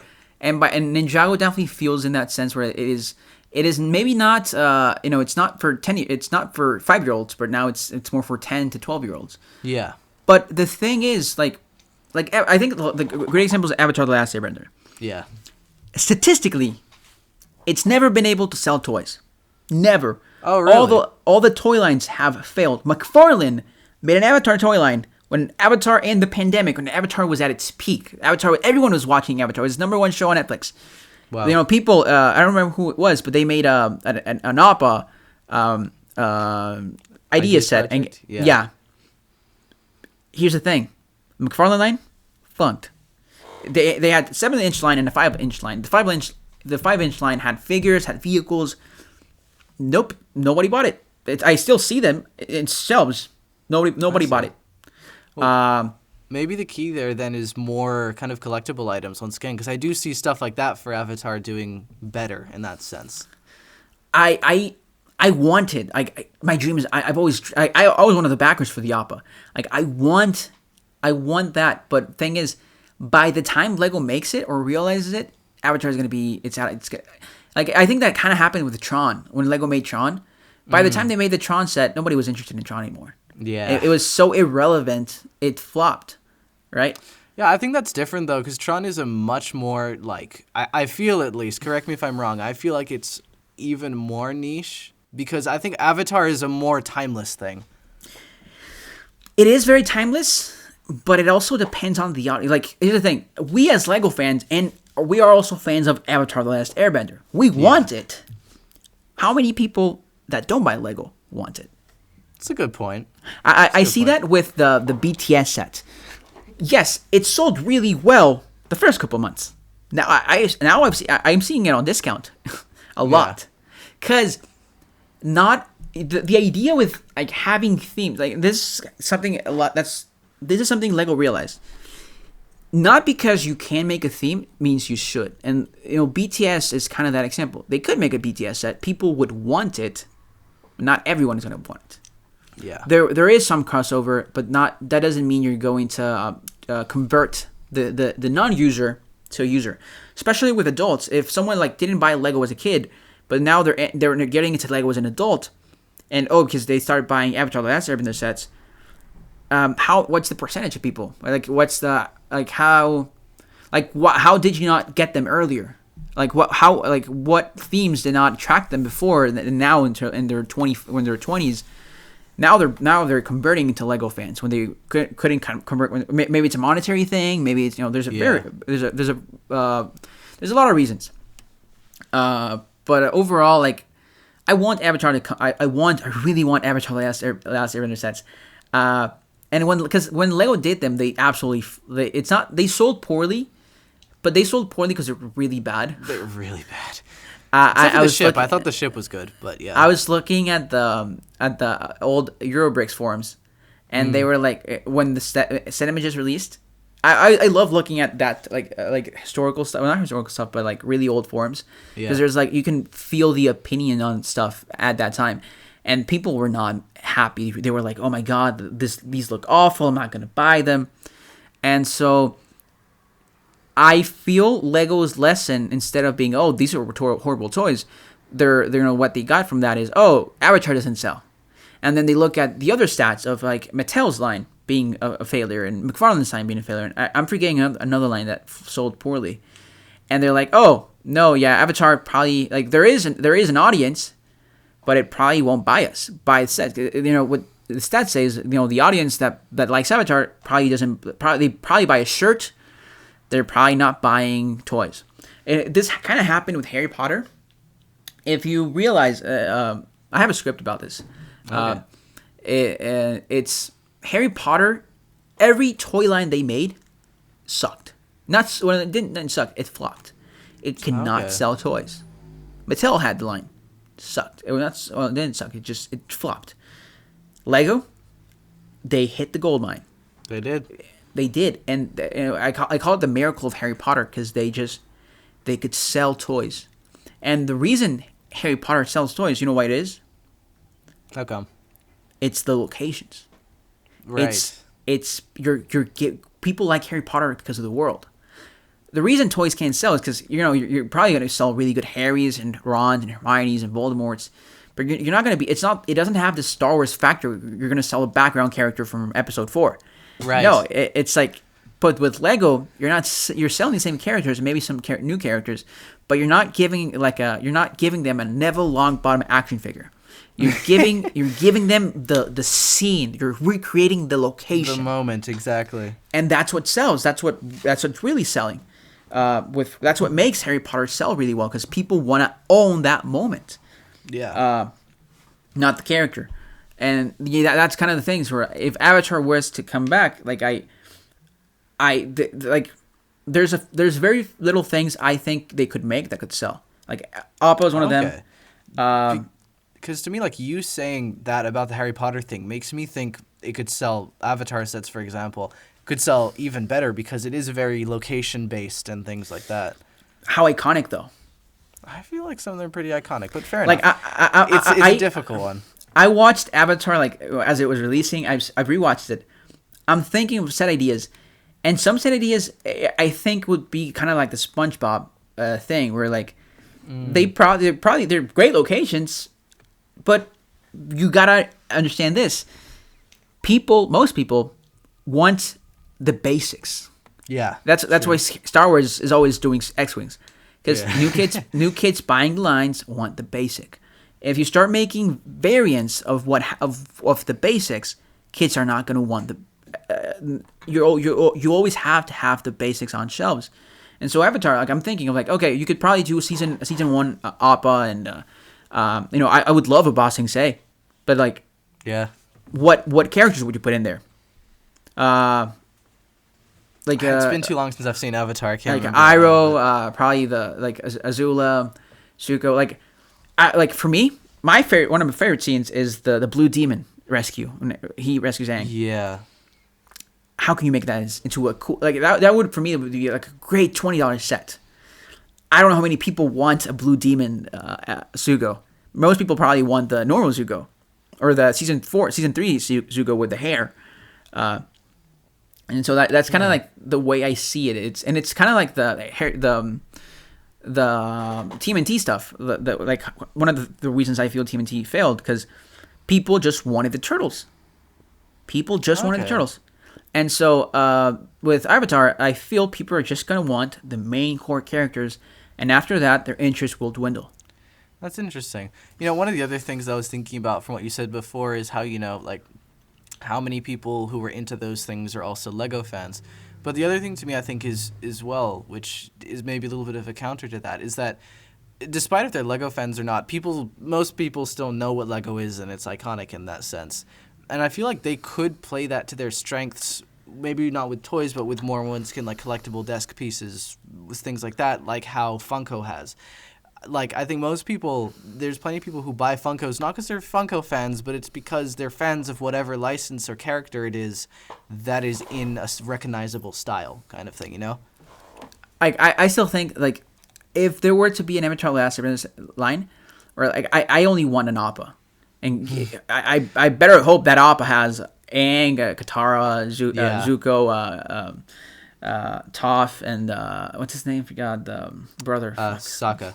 Sokka, yes. Actually, I met his voice actor. I forgot, but I met his voice actor. Oh, yeah, you did. I did meet Jack DeSena. That's so cool.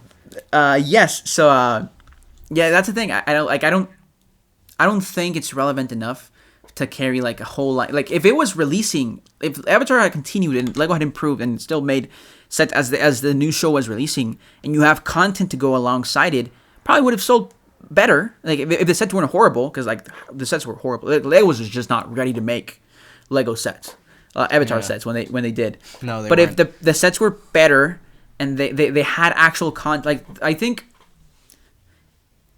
the best time to release Avatar sets would be right now. Yes, the Avatar sets should have just been announced, and we would be waiting on them, and they should have been based on this show. Yeah. And because Lego missed that window, I don't know what's. I hope we get something. I don't know what I was talking to someone and they were like, oh no, it's gonna be the best window to release Avatar stuff is gonna be the movie when the new movie comes out, the animated film. But I think in order to sell, like you could probably sell young Aang stuff, but you know the license holder will probably want older stuff to go alongside with the content. Yeah. And so yeah, that's kind of how I feel about it. Yeah, and that's also yeah. No, that's also like something we don't really consider. Like we always consider Lego's like decisions. We never consider the license holder. And the license holder is the one who makes every decision. Like Lego is just like Lego needs to please the license holder. Right. That's something that Lego it's just how it works. Like with Star Wars, Lego makes a lot of people complain about Star Wars. A lot of times Disney is the one who makes the last decision. True. It's not really Lego being like, "Oh my god, we should give them Captain Rex." It's a lot of times like, "Oh, but is Disney making content with Captain Rex in it?" Right. I don't think that's a good example, but you see my point. It's like I understand what you're saying. It's a very heavily on the license holder's side for the final decisions rather than Lego, because Lego is making a product based off of their license, not the other way around. Not the other way around. But yeah, no. I want Avatar set so bad though. Yeah, I know.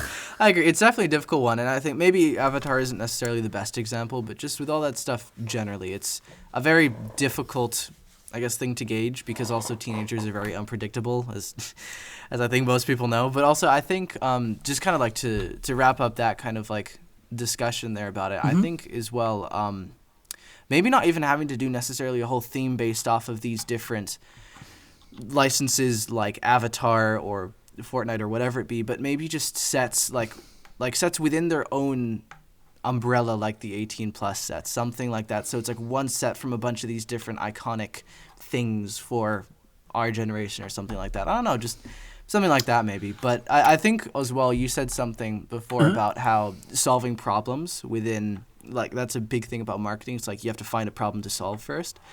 I do wonder if maybe one of the problems, though, is that teens aren't into buying this kind of stuff, and how can they fix that as well? Because that could be a problem. You could twist it that way as well, I feel. Yeah, that's fair.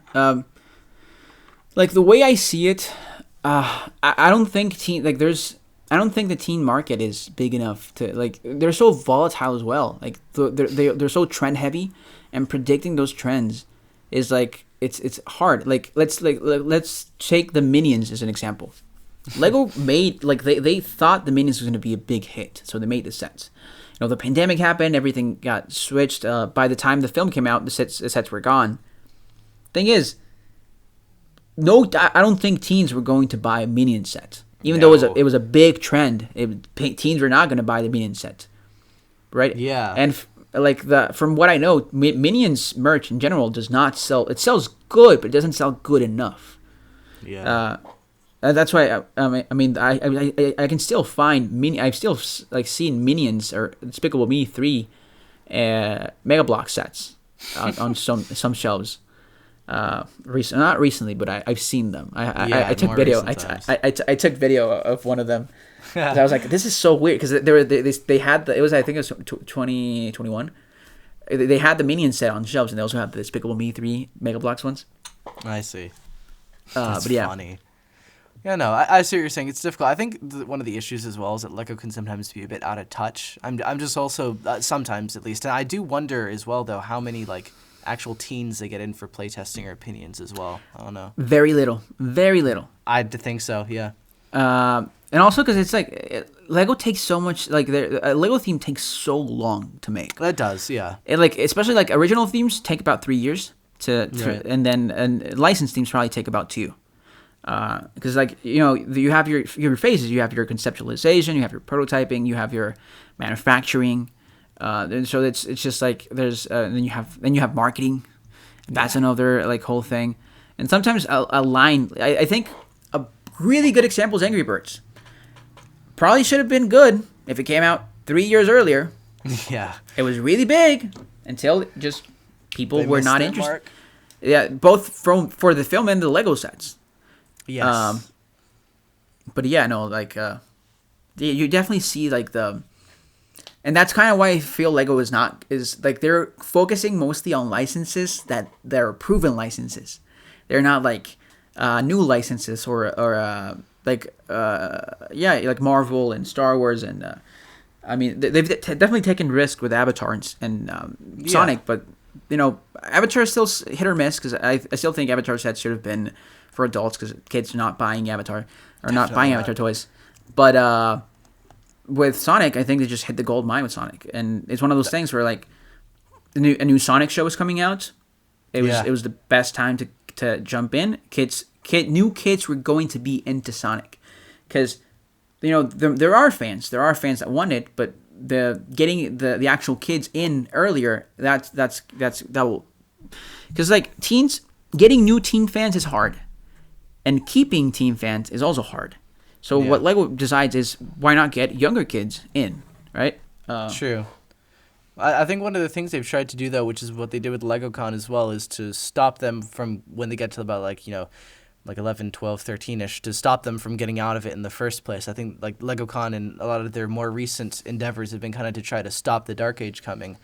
And I do feel like doing some of the stuff like what we talked about would help with that. The last two things I thought about this before we move on is, one, anime. I know that one's big with teenagers as well as adults. Appropriate anime, but anime, as well as making teens feel welcomed and not pandered to. I think that's an important one.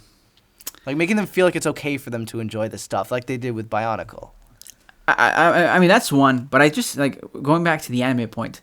Anime is just too risky. Like anime would have to be something like One Piece that had the Netflix show. And so the sets would be based on the Netflix show. Because anime is so unpredictable that sometimes, like, it's just, like, you're watching an episode and there's just, like, it's inappropriate. And, and this just happened to Lego with the Echo stuff. Like, Lego probably wasn't told Echo was going to be an R-rated, TVMA show. So they were, and Disney wanted Echo to have a figure in there, because Disney is the one that designs the characters from the CMF, right? Oh, interesting. Disney probably wanted the CMF, or I'm not sure if they decide the ones, but they're the ones that get the last say. They gotta prove it, yeah. Yeah, so Disney probably wanted Echo in there because they wanted Echo to be a big, and there was probably a decision because Echo was pushed back. You gotta remember that Echo was supposed to come out last year. Right. Echo was pushed back, so probably by the time Disney Echo was locked in, because all these characters were locked in in 2021. Yeah, all these figures were locked in 2021 because that's when you start development, right? True. All the choices were, and so Echo probably was either shooting or it was pushed back to reshoot, right? And so all the Lego now ends up making a TVMA character, their first TVMA character, but they probably didn't know. They probably didn't know this character is going to be very violent, and there was going to be blood everywhere. And now Lego has a set as a figure that is very violent, and it's on shelves, right? True. But once again, it's not like they're Like, I get what you're saying there, but it's not like they're particularly strangers to doing figures or sets from licenses where some pretty horrific stuff happens. I mean, Indiana Jones, Stranger Things. There's a lot of examples. I feel this is something I took out of my Finance of Freddy's video. Lego is really good at bending the rules. Yeah. When they can look the other way. Like, I think Avatar is a great example. Avatar the films. It's a war movie. It's a war movie. And it's the type of war movie Lego wouldn't make, which is that the bad guys are very military. Yeah. You look at the RDA vehicles Lego is giving us. It's futuristic stuff. It's no war. There's a lot of ships and there's a lot of war and military inspired stuff. We also have not gotten. We have 2 RDA characters, or actually 3, but we have. I forgot the bad guy's name. I forgot his name too. But the main commander, the main bad guy, we have him in Navi form and we have him in human form, and we have the pilot for the crab mech. Yes, that's it. That's the only Lego. What Lego did with Avatar was these are for kids, so they instead of being like, oh my god, let's do this amazing war like Star Wars like theme, or it's amazing war and army builders, which I would have loved an army builder because I want to have a lot of RDA guys dead in my mocks. Lego did, let's just look the other way. Look at the creatures. Oh my god, the creatures are so beautiful. Look at the Ikran. Look at the Skimwing. Look at the what other creature? Oh, look at Payakon. Yeah. Oh my god, they're so good.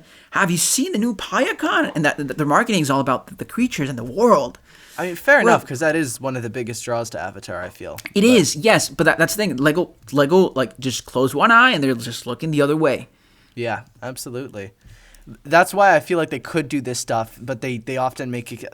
There's so many cases of Lego making excuses to not do things that they could do. Stranger Things, same thing. Like, what is the Stranger Things? What is the Stranger Things set based off? Well, I actually haven't seen Stranger Things, but I know. Oh, you haven't seen? Okay. No, but I know it's based off like a dark scene, and like, dude, I know the show is dark. There's death. There's sexual intercourse. There's like just so much stuff. It is based on the first season, and it's on the one of the main house, the buyer's house, and that's it. They don't depict a specific scene. They don't depict and there is a lot of like Stranger Things should have not been a theme in Lego standards, but they decided to look the other way. Exactly. Right? They decided to close one eye and just like I can't really see that part. Yeah. Indiana Jones, same thing. Indiana Jones, historically not able to tell toys. They decided to close one eye. Oh no, they're not fighting Nazis. Right. Exactly. They're closing one eye and they're they literally just made the ship and just removed the logo. If they can do that, they can just like not include these certain characters from whether it be anime or certain scenes or whatever. They can easily just close the eye there too. But whatever.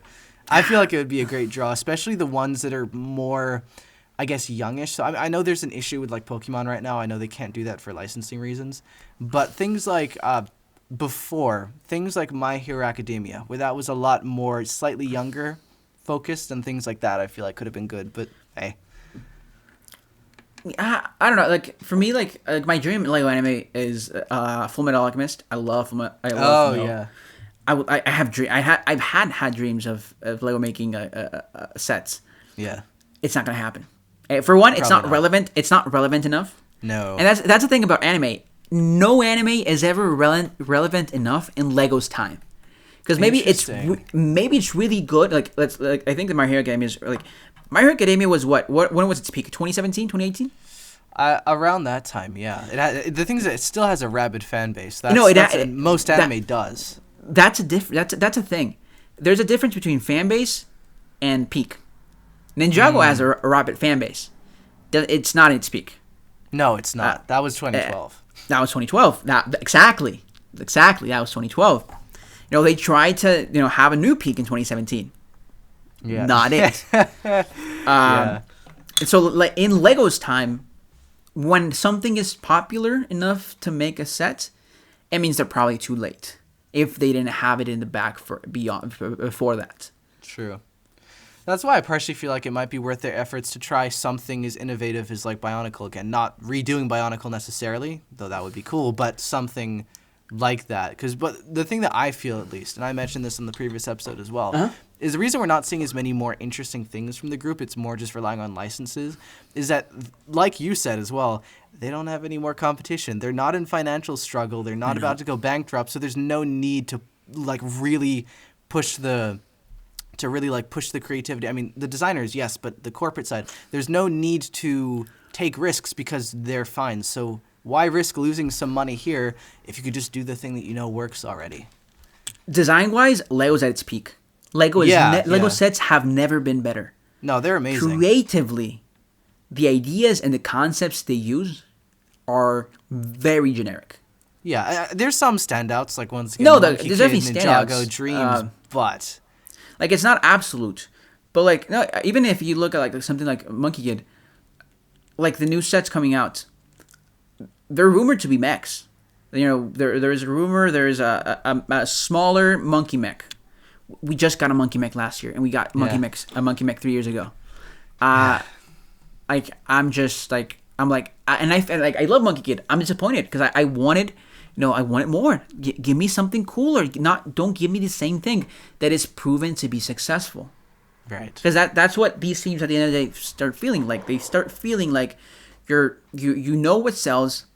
I think I can't remember what designer said this, that they stopped making villain vehicles because they didn't sell. I hate that one so much because I feel like, I mean, I guess, they know the statistics, but like I remember looking at those and thinking those are cool and seeing those, like the villains are always the coolest, I feel. No, I agree. They're always the coolest.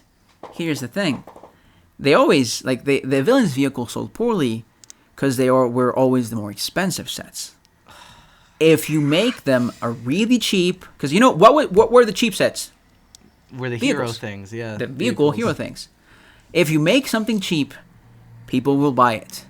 I think the example right now is the hog, or what was it called? The beast from the new wave of the Dragon Rising.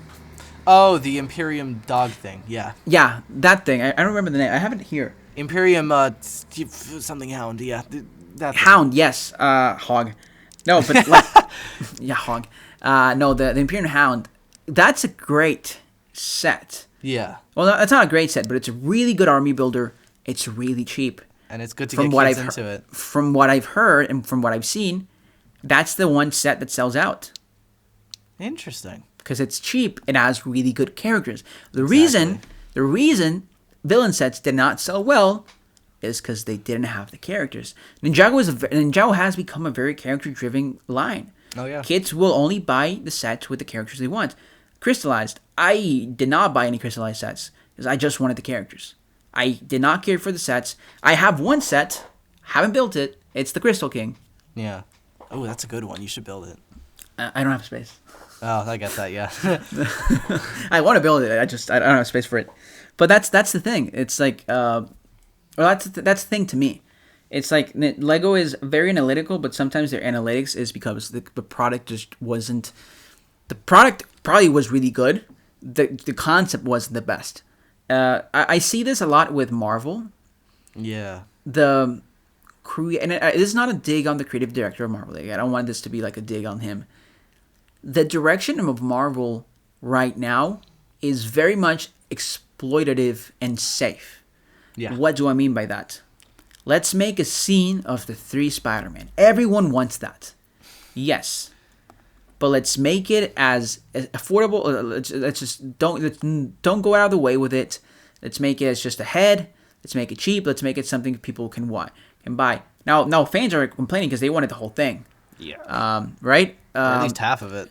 At least half of it. More of a bust. Yeah. But they really wanted kids to be able to buy it. Mechs. Why is Lego one of the reasons I feel we won't get Bionicle anymore is because Bionicle has already been replaced. The Marvel mechs. The Marvel mechs. It's the same. It's the same price range. Yet they don't have to worry to sell them because they're not selling the set. They're selling the character. And the Marvel mechs for me have already replaced Bionicle. And if we were to see something like that again, it would be more of a Bionicle. Not Bionicle. It would be more of a Marvel mech thing. But like Marvel, Lego had tried to do like a build really cheap mech thing with Nexo Knights. Why didn't it sell? Because people couldn't identify the characters. Lego knows two things. Kids like characters, kids like Marvel superheroes, and kids like mechs. Bring them together, and you have a really good selling set. Like the Marvel mechs have been for, 4 years now? Something, yeah. Almost 5? Almost 4, I feel, because they came around 2020, I think. Yeah, 2020. Almost 4. Almost 4, yeah. No, that's an interesting point you make there. No, it wasn't in 2019. Was it? I don't remember. Yeah, I think it was 2019 because we got the Iron Man and Thanos. Oh, yeah. No, you're right. In 20... No, was it 2020? I don't remember. No, I can't remember. Yeah, it was somewhere around then. It was somewhere around, yeah. But yeah, no, I don't know if I necessarily agree with you about like the Marvel mech thing, just because like while there are a lot of mechs, they're split among different themes rather than it's like a Exoforce. Like if say they had a modern equivalent of Exoforce, I'd more agree with you there because that's a theme of buildable characters that are all in the same world. However, I feel like the Marvel and Ninjago and other types of mechs, I don't feel like that necessarily covers that completely because they're all separated still. But it's an interesting point you make there. All right, I feel like the mechs. I love mechs. I feel mechs have become exploited to death. And if Lego tries to make something new, people are like, "Oh no, that is just a copy of another thing," right? Yeah, that's the unfortunate thing. It just becomes like I remember with the Monkey Kid Wave 4, it was like, "Oh, the Bone Demon is just the Iron Doom again." Oh, the Pigs' food tank is just the Ninjoid tank and stuff, and it's just like right. And it just becomes repetitive, and Lego as a whole, I feel some Lego themes lack a really good direction, but at the same time they're profitable enough where it doesn't raise his eyebrows.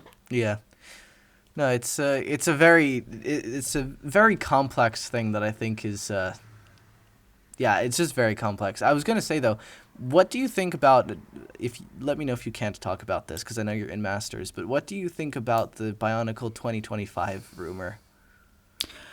I think it's completely BS. Okay. I think it's not true. I think I think it's a really bad prank. I see. And I actually feel bad for the people who believe it, because I want it to be real so bad. From the person that it came from. I think that person was fed because there's stuff I know that person said that came true, and there's also stuff I know for a fact it's wrong. And so from the source of that rumor, I feel that person was fed leaks and lies, just so if they were ever to reveal anything, they would be proven wrong, and they would be set up to fail. Interesting. But that's just how I feel about it. I don't know if it's true. I want Bionicle to come back, truly. Yeah. I don't think personally I don't think there's currently space for Bionicle, and I don't think Lego is in demand for a new Bionicle, because they've been selling really well everything they've done. So like it's exactly just, like especially with the corporate level that Lego has right now, it's a really good corporate level. Like they've managed to make Lego the most profitable company or toy company in the world. Yet to some fans who were in there when they weren't the most profitable company, it feels like it's become a joke of itself. It doesn't feel like Lego anymore sometimes. Yeah. But the product wise, still the best. You can't really say something isn't doing good when it's never been better, right? That's interesting. Yeah, that's a cool point. All right, that was definitely a very cool debate there. I enjoyed that. So Commander Batlord asks, what your favorite song from the Fold is that's not a remix of The Weekend Whip? Oh, easy. After the Blackout. Nice. That's After the Blackout. It's the best. It's just the best. I think it's the best Ninjago song ever. It's like, so good. I did a video for Masters. It was called The Man Who Saved Ninjago, and I used that song, and I was listening to that song. I was like, oh, it's such a great song. It is genuine. It's such a vibe. A lot of the Fold songs that aren't Weekend Whips are also so good. Yeah, they have really good music, but after the blackout, it was the time, it was the emotion. Ninjago felt lost, and it was just, and the light came on brighter than ever before. It's so epic. It's so. It was like darker as well. I think in general, like Rebooted is very poetic because it was like Ninjago got canceled. Ninjago was planned to not come back, but then it came back. You know? And it was really epic too. It felt a little bit kind of bionically in the fact that it felt a little bit hardcore. It was very cool. I do think like maybe not the show, but like the vibe around the community at that time felt more like Bionicle vibe, right? It was very cool. All right, like I was gonna say like Bionicle always felt like they were against the system. Like Bionicle always felt like it was on the threat of cancellation. Ninjago for a while felt like that until now. It's like no, it's coming back next year. Like It's like Ninjago is like 10 years in. Ninjago's not getting canceled. It's the most successful Lego. 12 years in. Yeah, 12 years in, almost. They're probably gearing up for the 15th anniversary as we speak, right? Damn, yeah. No, exactly. I get what you're saying though. It was a very cool vibe. All right. Well, the final question, Ace, is: do you have any advice for TFOLs? Be yourself. Just completely like. If people around you are making fun of you, if people around you make you feel insecure, don't be, because it means they're probably they're probably jealous that you can be yourself and they can't. Because a lot of times teens go through that. They can't be themselves, so they make others feel bad about themselves. And so now, being now an adult, even though I still look 12, but I'm an adult. No, you don't. Like, it's just, like, find people who love the same things as you, or find people that like you for who you are. Find people who motivate you, and that's the people you build around yourself. I think that's the best thing that anyone can tell you. You just find the ones who believe in you, and find the ones who love you for who you are, not for what you provide to them. Yep, absolutely. I think that's fantastic, and you are a great example of that. Thanks. All right. Well, thank you so much for coming on the show, Ace. It was awesome having you. I'm so glad. And before we end this episode, do you have any social media or other things like that you'd like to plug? Yeah, my YouTube, MyBrickOpinions. Instagram, same thing, MyBrickOpinions. I'm also a kind of a creative lead on Masters of Jiu-Jitsu. I do a lot of the Instagram stuff and the videos. And should have a video masters next week, or not probably not next week because this is coming out December? Yeah, no, it's gonna be a little bit, but yeah. Yeah, I pop every couple of weeks at masters when I have a video done. So that's my social media. All right, sounds good. All right, well, thank you all so much for watching. It means the world, and I hope you enjoyed. Links to the things and people we talked about will be in the description as always. New episodes now released once every 2 weeks on Tuesdays for TFOL Talk Tuesday, and you can find updates, announcements, and more regarding the podcast over on my Twitter or Instagram, both of which are at DoodleBricks. Anyways, that's all for now, and we'll see you all later. But hey, that's just my opinion. Hey! I'm keeping that in. Nice. Gotta do it. Hell yeah.